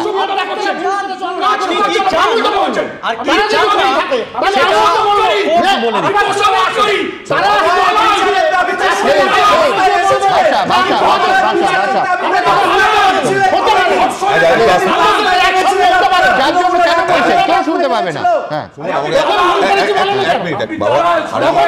আমার ভয় লাগছে, লেগে যাবে, হাতে লেগে যাবে। একটা জিনিস জানতে চাই, ডিবেটটা কি এমন একটা জিনিস যেখানে পারলে পাশের লোকের নাক মুখ ভেঙে দাও? এটা কি হচ্ছে? স্টুডিওর বাইরে এবং ভেতরে এবং বৃহত্তর জনসমাজে একটু একটু আমরা, আরে প্লিজ একটু আমরা সংবেদনশীল হই, একটু একটু ভদ্র, ব্যাস ব্যাস ব্যাস, না না না না না না না না না না না না না না না টার্গেটেড অ্যাটাক চলবে না, না একদম সবাইকে থামালাম। এবং প্লিজ এবার আমরা পরিষ্কার আমাদের পরের বিষয়ে যাব, যে বিষয়টা একেবারে রাজনৈতিক। আমার পরের প্রতিবেদন একেবারে 100% রাজনৈতিক, কারণ রাজনীতিতে দেখুন স্থান কাল পাত্র খুব গুরুত্বপূর্ণ। অভিষেক বন্দ্যোপাধ্যায় ভার্চুয়ালি তার বক্তৃতা দিলেন, সুব্রত বক্সী যে সভায় বললেন যে আমাদের সবার নেতা। সোশ্যাল মিডিয়ায় সেই রাতেই লেখা হলো যে একেবারে all India Trinamool Congress supporter নামে এবং অন্য বহু জায়গা থেকে আগামীকে মানতে হলো। তারপর মমতা বন্দ্যোপাধ্যায় ঘোষণা করলেন যে তিনি যখন বিলেতে থাকবেন দল দেখছে বক্সিদা এবং অভিষেক। দক্ষিণ কলকাতা আজকে উজ্জ্বল পীতবর্ণের পোস্টার এবং ওই একই রঙের পতাকায় ছেয়ে গেছে অধিনায়ক অভিষেক। সোশ্যাল মিডিয়ায় ওই একই রঙের বিভিন্ন পোস্ট শুরু হয়ে গেছে। এর রাজনৈতিক তাৎপর্যে আমি অধ্যাপক রবীন্দ্রনাথ ভট্টাচার্যের কাছে আসবো, কিন্তু তার আগে একবার প্রতিবেদনটা আপনাদের সামনে রাখবো। দক্ষিণ কলকাতার বিস্তীর্ণ এলাকা জুড়ে দেখা গেল অধিনায়ক অভিষেক লেখা এমনই পতাকা। হলুদ কাপড়ের ওপর নীল দিয়ে লেখা অভিষেক বন্দ্যোপাধ্যায়ের নাম, সঙ্গে তার বিশাল কাট আউট। যাদবপুর থেকে বাঘাযতীন, গাঙ্গুলি বাগান থেকে পাটুলি, দক্ষিণ কলকাতার বড় অংশ জুড়ে এমনই পোস্টার লাগিয়েছে তৃণমূল সমর্থকদের সোশ্যাল মিডিয়া প্ল্যাটফর্ম ফ্যাম, যার full form fearless AITC members. গোটা এলাকা জুড়ে রাস্তার দুধারে, রাস্তার মাঝখানে অধিনায়ক অভিষেক এই পতাকা, হলুদ রঙের এই পতাকা কার্যত চারিদিকে ছেয়ে গেছে। আর একটা পোস্টার আমরা দেখতে পাচ্ছি ওপর দিকে, সেখানে অভিষেক বন্দ্যোপাধ্যায়ের ছবি এবং সেখানে লেখা হয়েছে অধিনায়ক জয় হে। বছর ঘুরলেই রাজ্যে বিধানসভা ভোট, তার আগে রণকৌশল ঠিক করতে 23শে মার্চ বৈঠকের ডাক দিয়েছে তৃণমূল সমর্থকদের এই সংগঠন। স্বাভাবিকভাবেই সোশ্যাল মিডিয়ার কর্মীরা যারা, আমরা যারা এই জেনারেশনের, তারা অভিষেক বন্দ্যোপাধ্যায়ের সাথে একটা অন্যরকমভাবে কানেকশন এস্টাবলিশ করতে পারি। তো সেই জায়গা থেকে দাঁড়িয়ে অধিনায়ক অভিষেক, ফ্যামের গ্রুপের সদস্যরা হয়তো এই স্লোগানটাকে, এই ট্যাগলাইনটাকে ব্যবহার করেছেন। তৃণমূলে বিভাজনের জল্পনা উস্কে দিয়ে কটাক্ষ ছুড়ে দিচ্ছে বিরোধীরা। ওরা আগে ঠিক করে নি কার নেতৃত্বে কে লড়বে। আমার তো মনে হচ্ছে তৃণমূল কংগ্রেসের এবার 26-এ হয়তো দুটো করে ক্যান্ডিডেট থাকতে পারে বিভিন্ন জায়গায়। একটা তৃণমূল কংগ্রেস ভি ভাইপো আর তৃণমূল কংগ্রেস পিসি। 22শে মার্চ লন্ডন যাচ্ছেন মুখ্যমন্ত্রী, ফিরবেন 29শে মার্চ। তার অনুপস্থিতিতে দল সামলানোর দায়িত্ব সুব্রত বক্সী ও অভিষেক বন্দ্যোপাধ্যায়কে দিয়েছেন মমতা বন্দ্যোপাধ্যায়। দলের ব্যাপারটা আপনারা জানেন, সুব্রত বক্সী আছে এবং অভিষেক ব্যানার্জি আছে, তাদের সাথে আরো অন্যান্যরা আছে, তারা দেখে রাখবে। তৃণমূল সূত্রে খবর, শনিবারের মেগা ভার্চুয়াল বৈঠকের শুরুতে ও শেষে অত্যন্ত ইঙ্গিতপূর্ণভাবে অভিষেক বন্দ্যোপাধ্যায়কে আমাদের সবার নেতা বলে সম্বোধন করেন তৃণমূলের রাজ্য সভাপতি সুব্রত বক্সী। এরপরই সোশ্যাল মিডিয়া জুড়ে অভিষেক বন্দ্যোপাধ্যায়কে নিয়ে একের পর এক পোস্ট সামনে আসে। কোনো পোস্টে লেখা, আজকে যা বুঝলাম আগামীকে মানতেই হবে, আগামী তৈরি। এন্ট্রিটা কেমন হলো, নামটা মনে রাখবেন অভিষেক বন্দ্যোপাধ্যায়। কেউ লিখেছেন, ওদের বলে দিও ফ্যাম আগেই বলেছিল আগামীকে মানতে হবে, জয়তু অধিনায়ক। কোনোটায় আবার লেখা ছিল আগামীকে মানতে হলো। আর এবার মমতা বন্দ্যোপাধ্যায় লন্ডনে যাওয়ার ঠিক আগেই দক্ষিণ কলকাতা জুড়ে এই অভিষেক অধিনায়ক পতাকা, মিটিংয়ের ডাক, এসব কিসের ইঙ্গিত? কৃষ্ণেন্দু অধিকারী, বিজেন্দ্র সিংহ, রাজীব চৌধুরী, এবিপি আনন্দ। দেখুন, এমনিতেই ব্যক্তিগতভাবে বলতে পারি আরজিকর এমন একটা বিষয়, তারপরে অন্য একেবারে নিখাদ রাজনীতির কোনো বিশ্লেষণে ঢুকতে গেলে একটু সত্যি কথা বলতে মানসিক প্রস্তুতি লাগে। সেই প্রস্তুতিটাই প্রতিবেদনের সময় আমি নিলাম। আমি রবীন্দ্রনাথদার কাছে যাব যে এর রাজনৈতিক তাৎপর্য। দেখুন, পলিটিক্যাল সায়েন্সের ভোকাবুলারিতে একটা কথা আছে, অ্যাফেক্টিভ পোলারাইজেশন। যে অ্যাফেক্টিভ অর্থাৎ আবেগজনিত মেরুকরণ, বিভিন্ন স্পিচের মাধ্যমে, বিভিন্ন মিছিলের মাধ্যমে, যেটা বিজেপি কিছুদিন ধরে করে আসছে, অ্যাফেক্টিভ পোলারাইজেশনের চেষ্টা, বা তার বদলা তৃণমূলও করছে। এবং স্টাডিগুলো অধিকাংশ হয়েছে ভিন্ন ভিন্ন দলের মধ্যে, মানে দলের মধ্যে, দলের অন্দরে এই অ্যাফেক্টিভ পোলারাইজেশন কতটা হয় এইটা নিয়ে কিন্তু বিশেষ স্টাডি নেই। আপনি এই আবেগজনিত, এই যে দেখছেন না, আগামীকে মানতে হবে, আগামী কেমন আগামীকে মেনে নিল, ফ্যাম লিখে নিও, ফ্যাম আগেই বলে দিয়েছিল, জয়তু অধিনায়ক, এগুলো কিন্তু আবেগজনিত একটা মেরুকরণ। এই মেরুকরণের কথা কিন্তু এই বছরেরই জানুয়ারি মাসের, আমার যদ্দূর মনে পড়ছে, মাঝামাঝি সময়ে অভিষেক বন্দ্যোপাধ্যায়কে জিজ্ঞেস করা হয়েছিল যে তার পিসি বা সর্বময় কর্ত্রী মমতা বন্দ্যোপাধ্যায়ের সঙ্গে তার যে রিফট, এইটা নিয়ে তার কি বক্তব্য। তিনি তখন বলেছিলেন, তিনি অস্বীকার করেননি, তিনি একটা ফাটলের কথা বলেছিলেন এবং তার সঙ্গে এটাও বলেছিলেন দল বড় হলে এরকম ফাটল থাকে, একটা অর্গানাইজেশন বড় হলে ফাটল থাকে, আপনারাও কাজ করেন বিভিন্ন অর্গানাইজেশন, সেখানে কি সকলে পরিবারের মতো, পরিবারের মধ্যে একটা ফাটল থাকতেই পারে। গত শনিবার যে ভার্চুয়াল বৈঠকটা হলো, এই ফাটলটা কিন্তু একটু বেড়েছিল, এটা মানতেই হবে। উনি যে ফাটলের কথা বলেছিলেন, সেই ফাটলটা যে বেড়েছিল সেটাও আমরা সবাই দেখেছি। কিন্তু তারপরে আবার ইন্ডোরে মমতা বন্দ্যোপাধ্যায়ের বক্তব্য এবং মুখ্যমন্ত্রী বললেন, এবং গত শনিবারের যে ভার্চুয়াল বৈঠক হলো, যেখানে 4500 বিধায়ক, সাংসদ, জেলা সভাপতিকে নিয়ে একটা সাংগঠনিক বৈঠক করলেন, তার থেকে এটা পরিষ্কার হয়েছিল যে মমতা বন্দ্যোপাধ্যায় বা সর্বময় কর্ত্রী তৃণমূল দলে তিনি অভিষেক বন্দ্যোপাধ্যায়ের হাতে একটা নিয়ন্ত্রিত ক্ষমতা দিতে চলেছেন। এদের মধ্যে মানে এই রিপটা যে কাটানোর একটা ব্যাপার, এটা আমরা বুঝতে পারছিলাম। তার কারণ এটা আরও পরিষ্কার হলো গতকাল, মানে উনি ভাগ করবার সময় দলের দায়িত্ব দিলেন। কেন আমরা বুঝতে পারছি যে একটা নিয়ন্ত্রিত স্বাধীনতা তাকে দিচ্ছেন, যে তাকে দলের দায়িত্বে থাকবেন সুব্রত বক্সী এবং অভিষেক বন্দ্যোপাধ্যায়। আর একই সঙ্গে আবার বলা হলো যে সরকারের দায়িত্বে থাকবেন অরূপ বিশ্বাস, সুজিত বোস, ফিরহাদ হাকিম, চন্দ্রিমা ভট্টাচার্য, শশী পাজাই, 5 জন। আর তাছাড়া টাস্ক ফোর্স একটা গঠন করলেন। তার মানে দল এবং সরকারে ভাগ করলেন। এবং এই কারণে আমি বলছি নিয়ন্ত্রিত স্বাধীনতা, যে তার স্বাধীনতা একটু দেওয়া হলো, কারণ এটা বুঝতেই পেরেছেন সর্বময় কর্ত্রী যে শুধু যদি তাকে এমপি হিসেবে কাউন্ট করা হয়, যেমন অন্য কল্যাণ বন্দ্যোপাধ্যায় একজন এমপি, সেই রকমই এমপি হিসেবে যদি তাকে নিয়ে আসা হয়, তাহলে এই যে আবেগমথিত বা আবেগজনিত মেরুকরণ, এটা কিন্তু বাড়বে। এবং সেই বাড়াটা এমন একটা জায়গায় যাবে যেটাতে অভিষেক বন্দ্যোপাধ্যায় নানাভাবে নানা কর্মকুশল দেখাবেন, এবং তাতে হয়তো দলের ক্ষতি না হোক, দলের ভালো তো হবেই না, এবং হতে পারে কিছু নিজের পক্ষে সমস্যা তো তৈরি হবে। কিন্তু এই যে আন্ডার দ্য কার্পেট পাঠিয়ে দেওয়া হলো, এটা কিন্তু কতদিন স্থায়ী হবে, এটা একটা মানে প্রশ্নের মুখে আছে। অর্থাৎ আবার যখনই এইটার থেকে, অর্থাৎ অভিষেক বন্দ্যোপাধ্যায় 4500 জনকে মিট করে ধীরে ধীরে এটা যখন একটা ক্যাম্পেনের জায়গায় যাবে, যেমন জনজোয়ার করেছিলেন, সেই নবজোয়ার করেছিলেন, সেই রকম নবজোয়ারের পথে যদি আবার যান, তখন আবার সেই রিপটা দেখা দেবে না। তো এই জায়গাতে গেলে তখন আবার পশ্চিমবঙ্গে তৃণমূলেরই লাভ হবে। আমি অর্ণবের কাছে যাব, ভাষা নিয়ে, অর্ণবের উৎপত্তি নিয়ে আমার কোনো সন্দেহ নেই। আমি বলছি আমরা তখনই মানতে হবে বলি যখন দেখা যায় যে কেউ মানছে না। না না, একেবারেই নয়। ব্যাপারটা হচ্ছে যে একেবারেই তাই, বাংলা ভাষা তাই বলে, মানতে হবে কেন?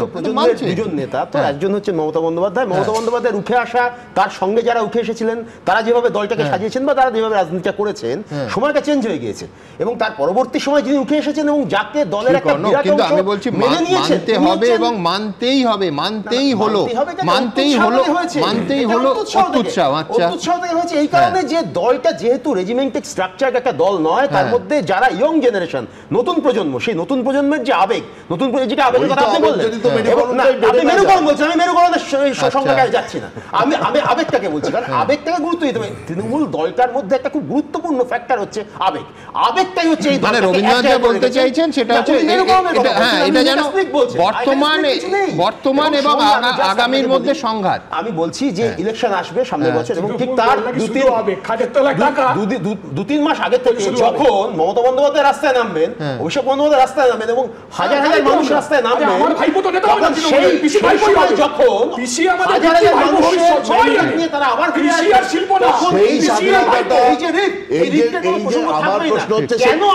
আমি এখানে তোমার সঙ্গে একমত, সেটা নিয়েই রাজস্বীর কাছে যাবো।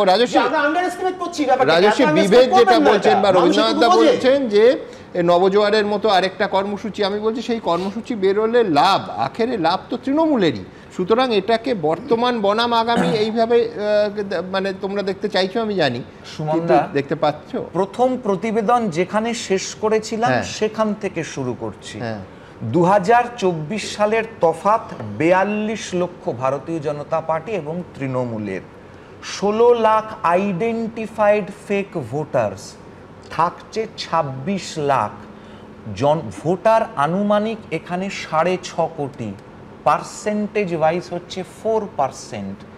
সুইং ভোটার্স পশ্চিমবঙ্গে 2011 সালের অঙ্কটা দেখে নিও 4%, এখন আরেকটু বেড়েছে। যারা যে কোনো দিককার দিকেই থাকেন, তাহলে এই সুইংটা যদি পাল্টে যায় তাহলে কপাত ধরণীতলে তৃণমূল কংগ্রেস, এই নিয়ে কোনো সন্দেহ নেই। এবার এই অঙ্কটা কেন বললাম, কারণ মুখ্যমন্ত্রী মমতা বন্দ্যোপাধ্যায় মুখ্যমন্ত্রী হিসেবে, স্বাস্থ্যমন্ত্রী হিসেবে এবং স্বরাষ্ট্রমন্ত্রী হিসেবে, পুলিশ মন্ত্রী হিসেবে কমপ্লিট ফেলিওর। তাহলে নতুন মুখ দাঁড় করিয়ে যদি এই আবেগের নির্বাচনের সবথেকে বড় ফ্যাক্টর হচ্ছে রসায়ন, কেমিস্ট্রি, ম্যাথামেটিক্সের পাশাপাশি কেমিস্ট্রির হিসেবটাও নিঃসন্দেহে আমি যাব। দেবনারায়ণ দা প্রচণ্ড উদ্গ্রীব হয়ে পড়েছেন, কিন্তু তার আগে দ্রুত একবার এই যেটাকে অর্ণব ব্যাখ্যা করছিল যে আবেগের বা উৎসাহের মানে অতিরিক্ত উৎসাহ বা আবেগের যে বিস্ফোরণ, এবং স্ট্রাকচার্ড পার্টি নয় বলে এই অতিরিক্ত আবেগ বা অত্যুৎসাহ কোথাও কোথাও এই বিষয়টাকে নিয়ে আসে সামনে যে মানতে হবে, মানতেই হলো। অর্থাৎ কেউ কি মানছিল না, এই প্রশ্ন তো উঠবেই। আমার পরের প্রতিবেদন সেই ওঠা পড়াটাই দেখাবে। দেখুন, গত সপ্তাহ পর্যন্ত বার্তাটা সীমাবদ্ধ ছিল সোশ্যাল মিডিয়া অবধি। এবার সেই গণ্ডি ছাড়িয়ে বার্তা ছড়িয়ে পড়ল কলকাতার রাস্তায়।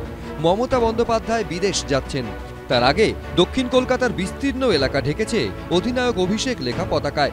দক্ষিণ কলকাতার বড় অংশ জুড়ে এমনই পোস্টার লাগিয়েছে তৃণমূল সমর্থকদের সোশ্যাল মিডিয়া প্ল্যাটফর্ম ফ্যান, যার full form fearless AITC members. আর মুখ্যমন্ত্রীর বিদেশ সফরের ঠিক মুখে এই ছবি রাজনৈতিক মহলে জল্পনা তৈরি করেছে। এটা কিসের ইঙ্গিত? অতীতেও যেভাবে অভিষেক বন্দ্যোপাধ্যায়কে প্রশাসনে আনার পক্ষে সওয়াল করা হয়েছে, এবারেও অভিষেককে অধিনায়ক আখ্যা দিয়ে কি বোঝানোর চেষ্টা হচ্ছে? এটা কি ঘুরপথে বিশেষ কৌশল? অভিষেক ব্যানার্জি দীর্ঘদিন বনবাসে ছিলেন, হঠাৎ করে আবার তার আবির্ভাব যারা অভিষেক বিরোধী তারা ভালো চোখে নেয়নি। আজকে অভিষেকের নামে পোস্টার ফেলছে অভিষেক বিরোধীরা, কালকে মমতা বিরোধীরা মমতা ব্যানার্জির নামে পোস্টার ফেলবে। আরজিকর কাণ্ডের সময় থেকেই অভিষেক বন্দ্যোপাধ্যায়ের অবস্থান এবং তার প্রেক্ষিতে তৃণমূল নেতৃত্বের একাংশের মন্তব্য নিয়ে নানা মহলে জল্পনা তৈরি হয়। 2024 সালের 14 আগস্ট রাত দখল কর্মসূচি চলাকালীন আরজিকর মেডিকেলে ভাঙচুরের ঘটনায় স্বয়ং মমতা বন্দ্যোপাধ্যায় যখন বিরোধীদের দিকে আঙুল তুলেছিলেন, তখন অভিষেক বন্দ্যোপাধ্যায় সোশ্যাল মিডিয়ায় লেখেন, আরজিকর মেডিকেলে গুন্ডামি এবং ভাঙচুর যাবতীয় সীমা অতিক্রম করেছে। জনপ্রতিনিধি হিসেবে কলকাতার পুলিশ কমিশনারের কাছে আমার অনুরোধ, আজকের হিংসার জন্য দায়ী প্রত্যেক ব্যক্তিকে চিহ্নিত করা হোক এবং তারা যে রাজনৈতিক দলের সঙ্গে যুক্ত হোক না কেন, 24 ঘন্টার মধ্যে তাদের বিরুদ্ধে আইনি ব্যবস্থা নেওয়া হোক। আন্দোলনরত চিকিৎসকদের দাবি সত্যি ও ন্যায্য। সরকারের কাছ থেকে এটাই তাদের ন্যূনতম আশা করা উচিত। এরপর সেই আরজিকর কাণ্ডের যে শিল্পীরা প্রতিবাদে সরব হয়েছিলেন, তাদের বয়কটের ডাক ঘিরেও তৃণমূলের মুখপাত্র কুণাল ঘোষের উল্টো সুরে মুখ খোলেন সর্বভারতীয় সাধারণ সম্পাদক অভিষেক বন্দ্যোপাধ্যায়। এই আরজিকর কাণ্ডে যে শিল্পী, যে তারকা কুৎসিতভাবে মুখ্যমন্ত্রীকে আক্রমণ করেছে, সরকারকে আক্রমণ করেছে, তাদেরকে বয়কট করুন। আমি তো বলেছিলাম যে 14ই আগস্ট যারা রাত্রিবেলায় ঐক্যবদ্ধ হয়েছিলেন, রাত দখলের ডাক দিয়েছিলেন, কেউ সমর্থন করুক আর না করুক, আমি তাদের সাধুবাদ জানিয়েছিলাম। আর আমি আজও একই কথা বলছি, কারোর ভালো লাগতে পারে, কারোর খারাপ লাগতে পারে। আরজিকর কাণ্ডের সময় তৃণমূল যখন চরম অস্বস্তিতে, প্রশাসনের ভূমিকা নিয়ে যখন প্রশ্ন উঠছে, তখনই অভিষেক বন্দ্যোপাধ্যায়কে প্রশাসনে চেয়ে সোশ্যাল মিডিয়ায় একাধিক পোস্ট দেখা যায়। আবার অভিষেক বন্দ্যোপাধ্যায়ের অনুগামী বলে পরিচিত কয়েকজনকে তৃণমূলের শিক্ষা সেলের পদ থেকে সরিয়ে দেওয়ার সিদ্ধান্ত ঘিরেও জল্পনা তৈরি হয়। সম্প্রতি নেতাজি ইন্ডোরের সভা থেকে মমতা বন্দ্যোপাধ্যায়ের একটি মন্তব্য ঘিরেও নানা প্রশ্ন ওঠে। আমি দেখছি ইদানিং দু একটা নেতা হয়েছেন, নেতা কিনা আমি জানি না, হঠাৎ গজিয়ে তোলা। কেউ বলছেন আমি সিম্বল চিনি না বলে তার নেতার নাম বলছে, আবার কেউ কেউ বলছেন আমি তৃণমূল বুঝি না, আমি ওই দাদার রাজনীতি করি। মনে রাখবেন, আমি কিন্তু রোজ খুঁটিয়ে খুঁটিয়ে ফেসবুক দেখি, টুইটার দেখি, আর কে কি বলছেন, কে কি করছেন, সবটাই কিন্তু নজরে আমার থাকে। এদের জন্য নজর আমার থাকবে। আর এবার অভিষেক বন্দ্যোপাধ্যায়কে অধিনায়ক আখ্যা দিয়ে শহর জোড়া পতাকা। তৃণমূল তুমি কার? তুমি মমতা ব্যানার্জির না তুমি খোকা বাবুর? এ প্রশ্ন বাংলার মানুষের কাছে, বাংলার মানুষের দরজায় পৌঁছে গেছে। গোটা তৃণমূল দলের অন্তর্দ্বন্দ্বের প্রকটতা আরো স্পষ্ট হচ্ছে। তিনি তো আমাদের পার্টির একজন গুরুত্বপূর্ণ নেতা। পার্টির জন্মলগ্ন থেকে রাজ্য সভাপতি সুব্রত বক্সী মহাশয় তিনি অবিলাক্রমে তার হাঁটুর বয়সী অভিষেককে বলতে পারেন সকলের সামনে তিনি আমাদের নেতা। আমাদের পার্টি এমনই একটা পার্টি যেখানে অন্য লোককে, অন্য নেতাকে সাদরে বরণ করে তাকে উপরে তুলে দেওয়া, তার মধ্যে কোনো রকম কারুর মনে দ্বিধা হয় না। ওঠা পড়া এই নিয়েই রাজনীতি, সম্পর্কের টানাপোড়েন, কাছে আসা দূরে যাওয়া, ক্ষমতার হ্রাস নিয়ে জল্পনা, তা ঘিরেই বিভিন্ন সময়ে জল্পনা গুঞ্জন। সন্দীপ সরকার, রুমা পালের রিপোর্ট, এবিপি আনন্দ। আচ্ছা, একটা কথা আছে, ইংরেজিতে কথা বলে, ফ্র্যাঙ্কলিন রুজভেল্ট বলেছিল, nothing happens by accident, if it happens you can bet it was plan that way. আজকে যে অভিষেক বন্দ্যোপাধ্যায় এবং সুব্রত বক্সীকে নিঃসন্দেহে এখন প্রয়োজন, নিঃসন্দেহে এটা করেছে, প্ল্যান হয়েছে, অ্যাক্সিডেন্ট কিছু হয়নি। এখন অভিষেক বন্দ্যোপাধ্যায় কেন পুরোবে? আপনি চিন্তা করে কোনো লাভ নেই, যা চিন্তা তারা থিঙ্ক ট্যাঙ্ক করছে। আমরা শুধু এখানে চেঁচাচ্ছি। দেখুন, আগে পঞ্চায়েত নির্বাচনে সারা বঙ্গ পেয়েছিলেন। আমি একটা জায়গায় আপনার সঙ্গে একমত, সেটা হচ্ছে দেখুন অভিজ্ঞ এবং সিনিয়র এবং নবীনদের মিশ্রণেই একটা পার্টি এগোতে পারে। কিন্তু আমি বলছি আবার সেই একই কথা যে মানতে হলো, তার মানে না মানার চেষ্টা করছিল। কখন কি করবে একেবারে আসল আমি জানি আমরা মানে রবীন্দ্রনাথ ছাড়া আপনি কারোর কথা শুনছেন না। কেন আসছে? আমি আলাদা পার্টটা তো করছি, control, guidance and regulated by Mamata Banerjee. তুমি ওনাকে পাঠাচ্ছেন, আপনাদের চিন্তার কোনো কারণ নেই। কখন মমতা লাভ নেই? ওই তো বলো, in politics nothing happens by accident, if it happens দাদা নতুন পতাকা কিন্তু সিমেন্ট কোম্পানি সেই চুনবাই ইট সাপ্লাই। দেবনারায়ণ বাবুর হাত নাড়ানোর জন্য আমি ডাক করাও শিখে গেলাম বাউন্সার এলে। যাই হোক, বলছি যে একটা বিষয় হচ্ছে যে রাজনৈতিক দলগুলির মধ্যে তো একটা আলোচনা থাকবেই যে আবেগতাড়িত তৃণমূল না বিশ্লেষণধর্মী তৃণমূল। এই প্রশ্ন উঠবে রাজনীতিতে। এই প্রশ্ন উঠবে যেটা অর্ণববাবু বলছিলেন যে একটা অনিয়ন্ত্রিত একটা ভাব দলের মধ্যে থাকতে পারে, রেজিমেন্টেড নয়, নাকি নিয়ন্ত্রিত স্বাধীনতা দলটার মধ্যে, এই আলোচনা থাকবে। সত্য ফাটল তৃণমূল না ফাটল কৌশল তৃণমূল, এই প্রশ্নটা আসবে। সেটা মোটামুটি সিমেন্ট রঙা হলুদ রঙের পতাকা দিয়ে সেই ফাটল ঠিক করা হচ্ছে কিনা এই নিয়ে আলোচনা থাকবে। রাজনৈতিক দলে এগুলো থাকবে। রুজভেল্ট সাহেব ঠিকই বলেছিলেন, হয়তো তিনি রাজনীতি বুঝতেন, কিন্তু পৃথিবীতে কিন্তু দুর্ঘটনা ঘটে এবং অনেক সময় সেই দুর্ঘটনাগুলো রাজনৈতিক নেতারা ঘটাচ্ছেন কিনা এই প্রশ্ন থাকে। তৃণমূলের মধ্যে এই গভীর যে বিষয়গুলো বাইরের থেকে আমরা জানতে পারবো না, কিন্তু কিছু জিনিস তো আমরা জানতে পারি। যেমন এত সই টই নিয়ে আলোচনা হচ্ছে, একটা মানুষকে পুড়িয়ে দেওয়ার সময় কে সই করছেন, সেই সই সত্যিকারের একটা ডকুমেন্ট থাকবে না, আমরা জানতে পারবো না। ডাক্তারবাবু বলতে পারছেন না কে সই করেছে, উনি খুঁজে বার করতে পারছেন না, তাহলে তো অবাক হতে হয়। অর্থাৎ ওর তলায় কার সই ছিল বা ছিল না, এই প্রশ্ন কিন্তু তৃণমূলের মধ্যে দ্বন্দ্বের চেয়ে অনেক নির্দ্বিধায় সঠিকভাবে সমাধানে আসা যায়। যে সইয়ের ভিত্তিতে অভয়াকে তড়িঘড়ি এবং পরিবারের বক্তব্য যে তাদের সই ছাড়া দাহ করা হয়েছে, সেই বিষয়ে কোনো আলোকপাত করতে পারেন আপনি ডক্টর নঈম? দেখুন, প্রথম কথা, এই ডিসকাশন চলতে চলতে সুমনদা বাড়ির আমার কাকিমা যে অভয়া দিদির মা আমাকে একটা রিপোর্ট পাঠালেন এবং ওই দিন কে সই করেছিল সেটা পরিষ্কার লেখা আছে। আচ্ছা, ভাবুন, একটা বাবা মা তার এরকম মেয়েকে বড় করার পর বিচার চাওয়ার এতে 7 মাস পরেও বসে বসে আজকের এই ব্যাপারটা ডিসকাশন হবে সেটা তারা মন দিয়ে শুনছেন।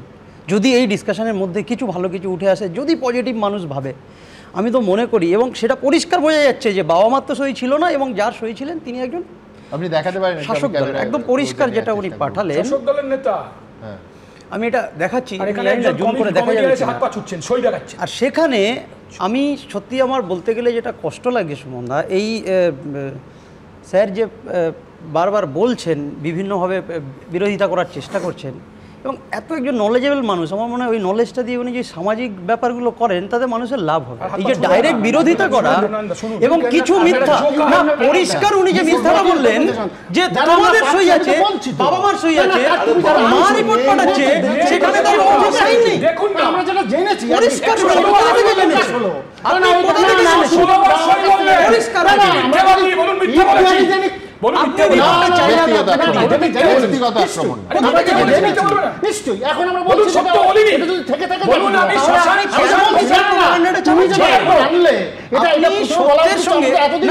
আপনি বুঝতে পারছেন না। দেখুন একটা জিনিস, এতদিন আমরা জেনে আসছি তুমি তোমার এটা কেউ সুমনদা, এটা আমি তো জানি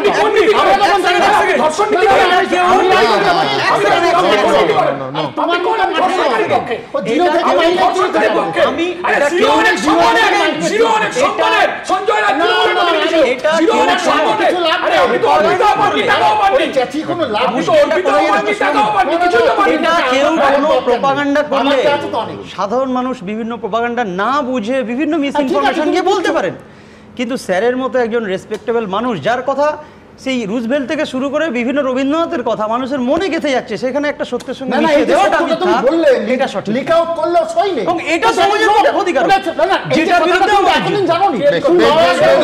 আমি বলছি যে সমস্ত তথ্য প্রমাণ সব জায়গায় আছে, তদন্তকারী এজেন্সি কি করবে এবং কি করছে সেদিকে নজর রাখতে হবে। একদম একদম।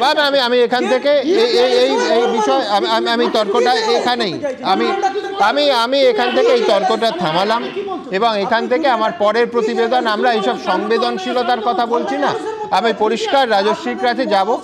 তার কারণ হচ্ছে যে এই সংবেদনশীলতার অভাব রাজনীতিবিদদের মধ্যেও দেখা যাচ্ছে এবং আবার আমি বলছি, আমার আশঙ্কাটা এই জায়গায় যে ভোটের থেকে 1 বছর আগে থেকে আমরা এটা দেখতে পাচ্ছি। জনপ্রতিনিধির মুখে কি ভাষা! দিলীপ ঘোষের মতো সিনিয়র রেসপেক্টেড একজন নেতা, তিনি যখন বাপের টাকা ঘেউ ঘেউ এই শব্দগুলো ব্যবহার করেন, আমি বলছি সবার আগে প্রশ্ন ওঠে যে রাজনীতিবিদরা কেন এই খেউ অ্যাভয়েড করতে পারছেন না। আমি অত্যন্ত সচেতনভাবে এই স্থূল খেউ শব্দটা ব্যবহার করছি। এটা কি বিরোধীদের হাতে, শাসকের হাতে, অন্য দলের হাতে অস্ত্র তুলে দেওয়া নয়? আমি প্রথমে এই বিষয়ে আমার প্রতিবেদনটা রাখবো, তারপর অবশ্যই এই নিয়ে আলোচনায় আসবো। দেখুন, এই 500 টাকার চাকররা এরা কিছু করতে দেয় না, ঘেউ ঘেউ করে কাজ করে, অনুমোদন করছে, আবার ঘেউ ঘেউ করছে। 14 পুরুষ তুলবো, এবার বেশি নাকামি করবে না। প্রদীপকে বলো। প্রাক্তন নির্বাচনী কেন্দ্রে গিয়ে স্থানীয় বাসিন্দাদের একাংশের সঙ্গে চরম বচসায় জড়ালেন দিলীপ ঘোষ। আর এই ঝগড়াঝাটির মাঝেই বিজেপির প্রাক্তন রাজ্য সভাপতির গলায় উঠে এলো বিতর্কিত নানা শব্দ। ঘেউ ঘেউ থেকে কুত্তা, সব তৃণমূল কুত্তা সব জায়গায়।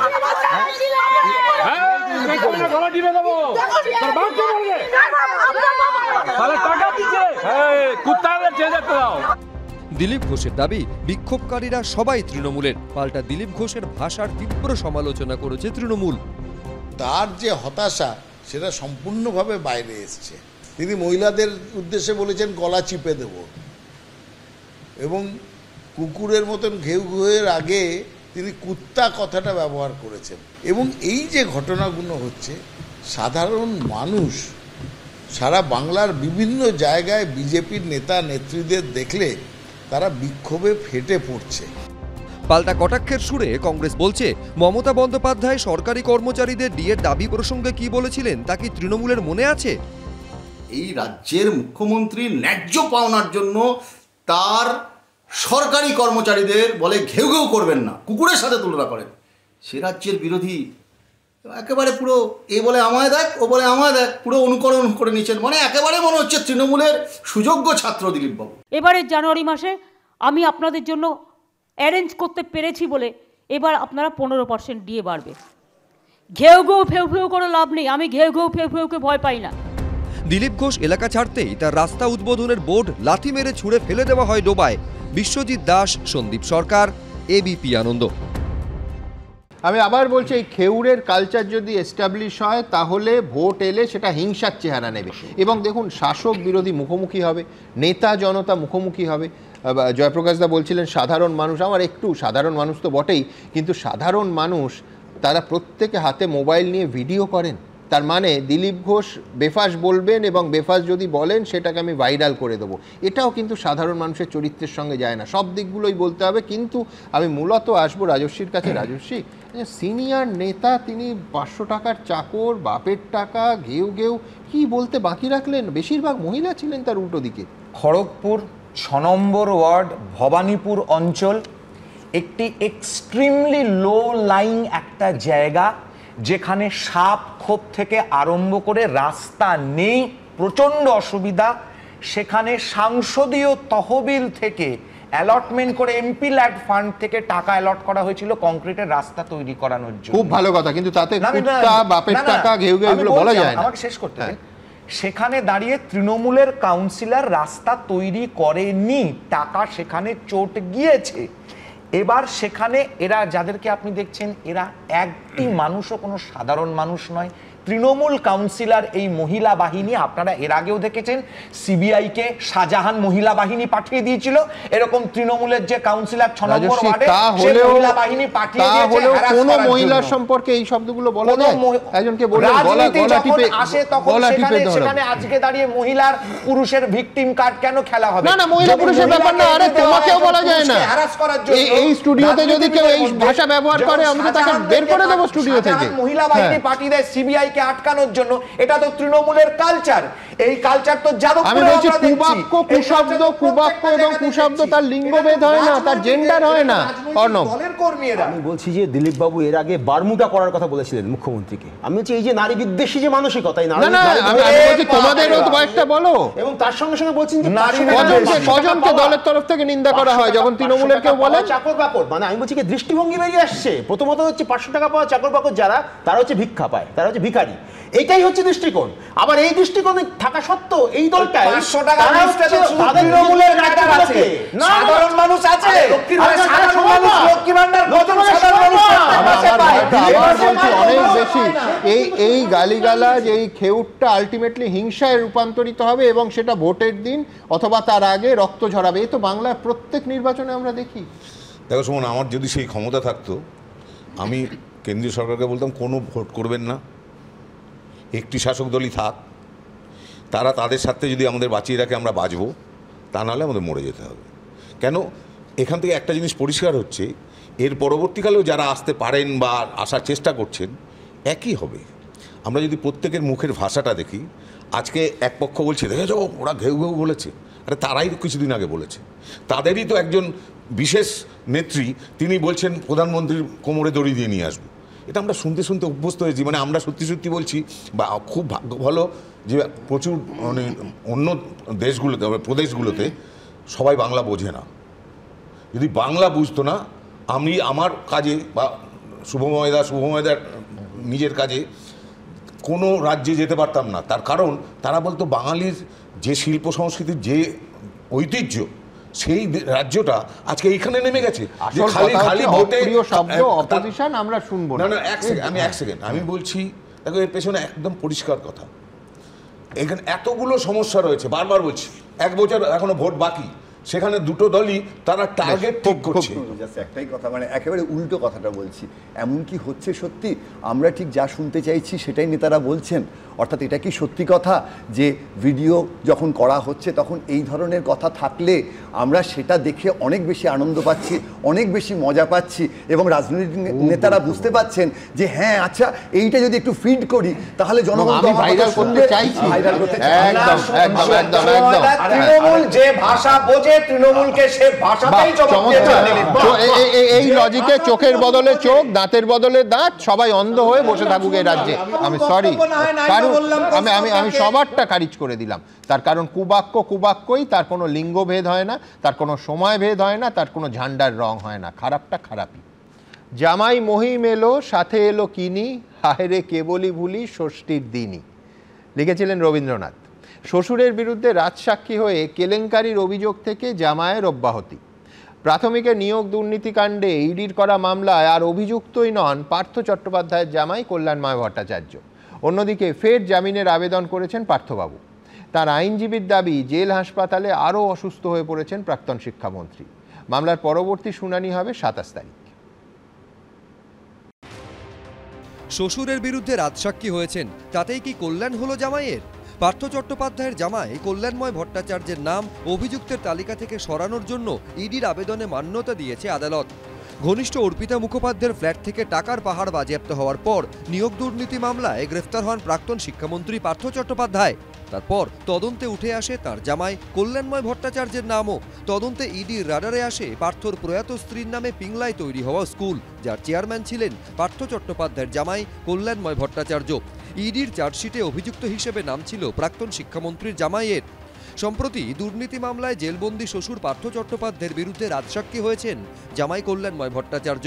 গত শনিবার কলকাতা নগর দায়রা আদালতে ম্যাজিস্ট্রেটের সামনে তার গোপন জবানবন্দি নেওয়া হয়। তারপরই ইডির তরফে কলকাতা নগর দায়রা আদালতে তাদের বিশেষ কোর্টে আবেদন জানানো হয় চার্জশিট থেকে অভিযুক্ত হিসাবে পার্থ চট্টোপাধ্যায়ের জামাইয়ের নাম বাদ দেওয়া হোক। সূত্রের খবর, সেই আবেদনে অনুমতি দিয়েছে আদালত। আমি বলবো যে রাজসাক্ষী হন, তাহলে ছাড়া পেয়ে যাবেন, আর আসল চোরের নামটা বলে দেবেন, বড় চোরটা বেঁচে গেল। আমি তো বলবো পার্থবাবুকেও রাজসাক্ষী হয়ে যাওয়ার জন্য উনি যদি সেই মক্ষী রানীর নামটা বলে দেন তাহলে পরে এই কাজটা হয়ে যাবে। এই দুর্নীতির সঙ্গে আর কারা জড়িত সেসব বিষয়ে আমাদের কাছে সবকিছুই আছে, কিন্তু কোনো প্রামাণ্য দলিল আমরা তো দেখাতে পারি না। সেটা দেখাতে পারে তদন্তকারী সংস্থা, আর সেটা ব্যাপারে সিদ্ধান্ত নিতে পারে কোর্ট। তাই দুজনের মধ্যে একটা ফয়সলা হবে। ইডির বিশেষ আদালতের রায়ের কপিতে উল্লেখ করা হয়েছে কল্যাণময় ভট্টাচার্য স্বেচ্ছায় রাজসাক্ষী হতে চেয়েছেন এবং তার উপর কেউ প্রভাব খাটায়নি। তাকে এটাও জানিয়ে দেওয়া হয়েছে রাজসাক্ষী হিসাবে আদালত তাকে যদি ক্ষমাও করে তবু তিনি নির্দোষ প্রমাণিত হবেন না। প্রায় 1000-এর বেশি কেস ইডি করেছে গত 4-5-6 বছরে, তার মধ্যে নাকি 2টোতে মাত্র অভিযুক্তর বিরুদ্ধে ব্যবস্থা নিতে পেরেছে, আর বাদবাকি সবই নাকি হচ্ছে নাটক এবং শূন্য গর্ভা। অন্যদিকে সিবিআই এর মামলায় পার্থর জামিনের আবেদন করেন তার আইনজীবীর দাবি, যেসব অভিযোগ তার মক্কেলের নামে উঠেছে তার সপক্ষে প্রামাণ্য নথি তেমন দেখা যাচ্ছে না। বৃহস্পতিবার রাত থেকে জেল হাসপাতালে অক্সিজেন সাপোর্টে রয়েছেন। এই মামলার পরবর্তী শুনানি হবে 27 তারিখ। প্রকাশ সিনহা, বিজেন্দ্র সিংহ, রাজীব চৌধুরী, এবিপি আনন্দ। পরশু রাতে স্পষ্ট চোখে দেখনু বিনা চশমাতে, পান্তভূতের জ্যান্ত ছানা করছে খেলা জোছনাতে। তবে জোছনাতে নয়, পান্তভূতের জ্যান্ত ছানারা নাকি এ রাজ্যের ভোটার লিস্টে একেবারে কিলবিল করছে। তৃণমূল বলছে বিজেপি আর নির্বাচন কমিশনের মদতে নাকি এ রাজ্যের ভোটার লিস্টে ভিন রাজ্যের বাসিন্দাদের নাম ঢুকে পড়েছে। আর বিজেপি বলছে তৃণমূলের মদতে নাকি এ রাজ্যে রোহিঙ্গা আর বাংলাদেশি অনুপ্রবেশকারীরা ভোটার লিস্টে নাম তুলেছে। তবে নেপথ্যে যাই থাক, অভিযোগগুলো নিঃসন্দেহে মারাত্মক, মানতেই হবে। আর আমরা এসব নিয়ে রসিকতা করি বলে আবার ভুতুরে কেস দেবেন না প্লিজ। দেখুন, কেস দেবেন না প্লিজ।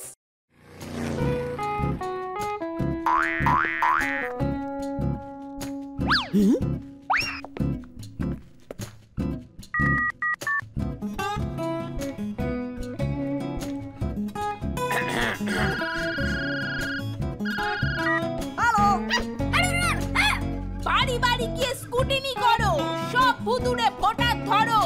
ওকে শিওর ভোটার তালিকা হবেই পিওর।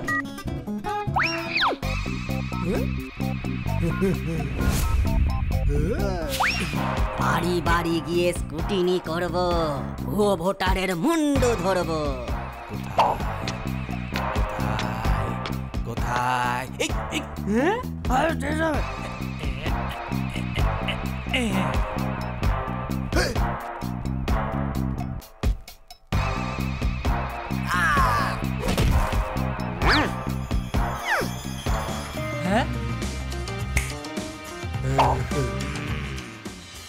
লাগবে হাওয়া গেরুয়া পালে, ভুতুড়ে ভোটার ধরবো জালে।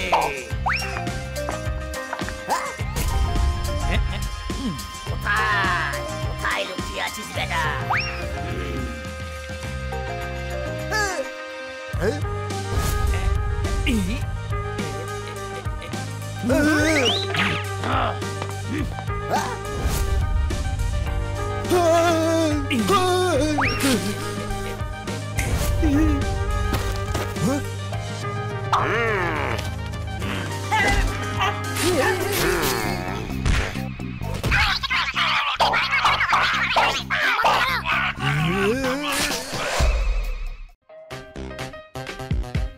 কিস দেবেন না প্লিজ?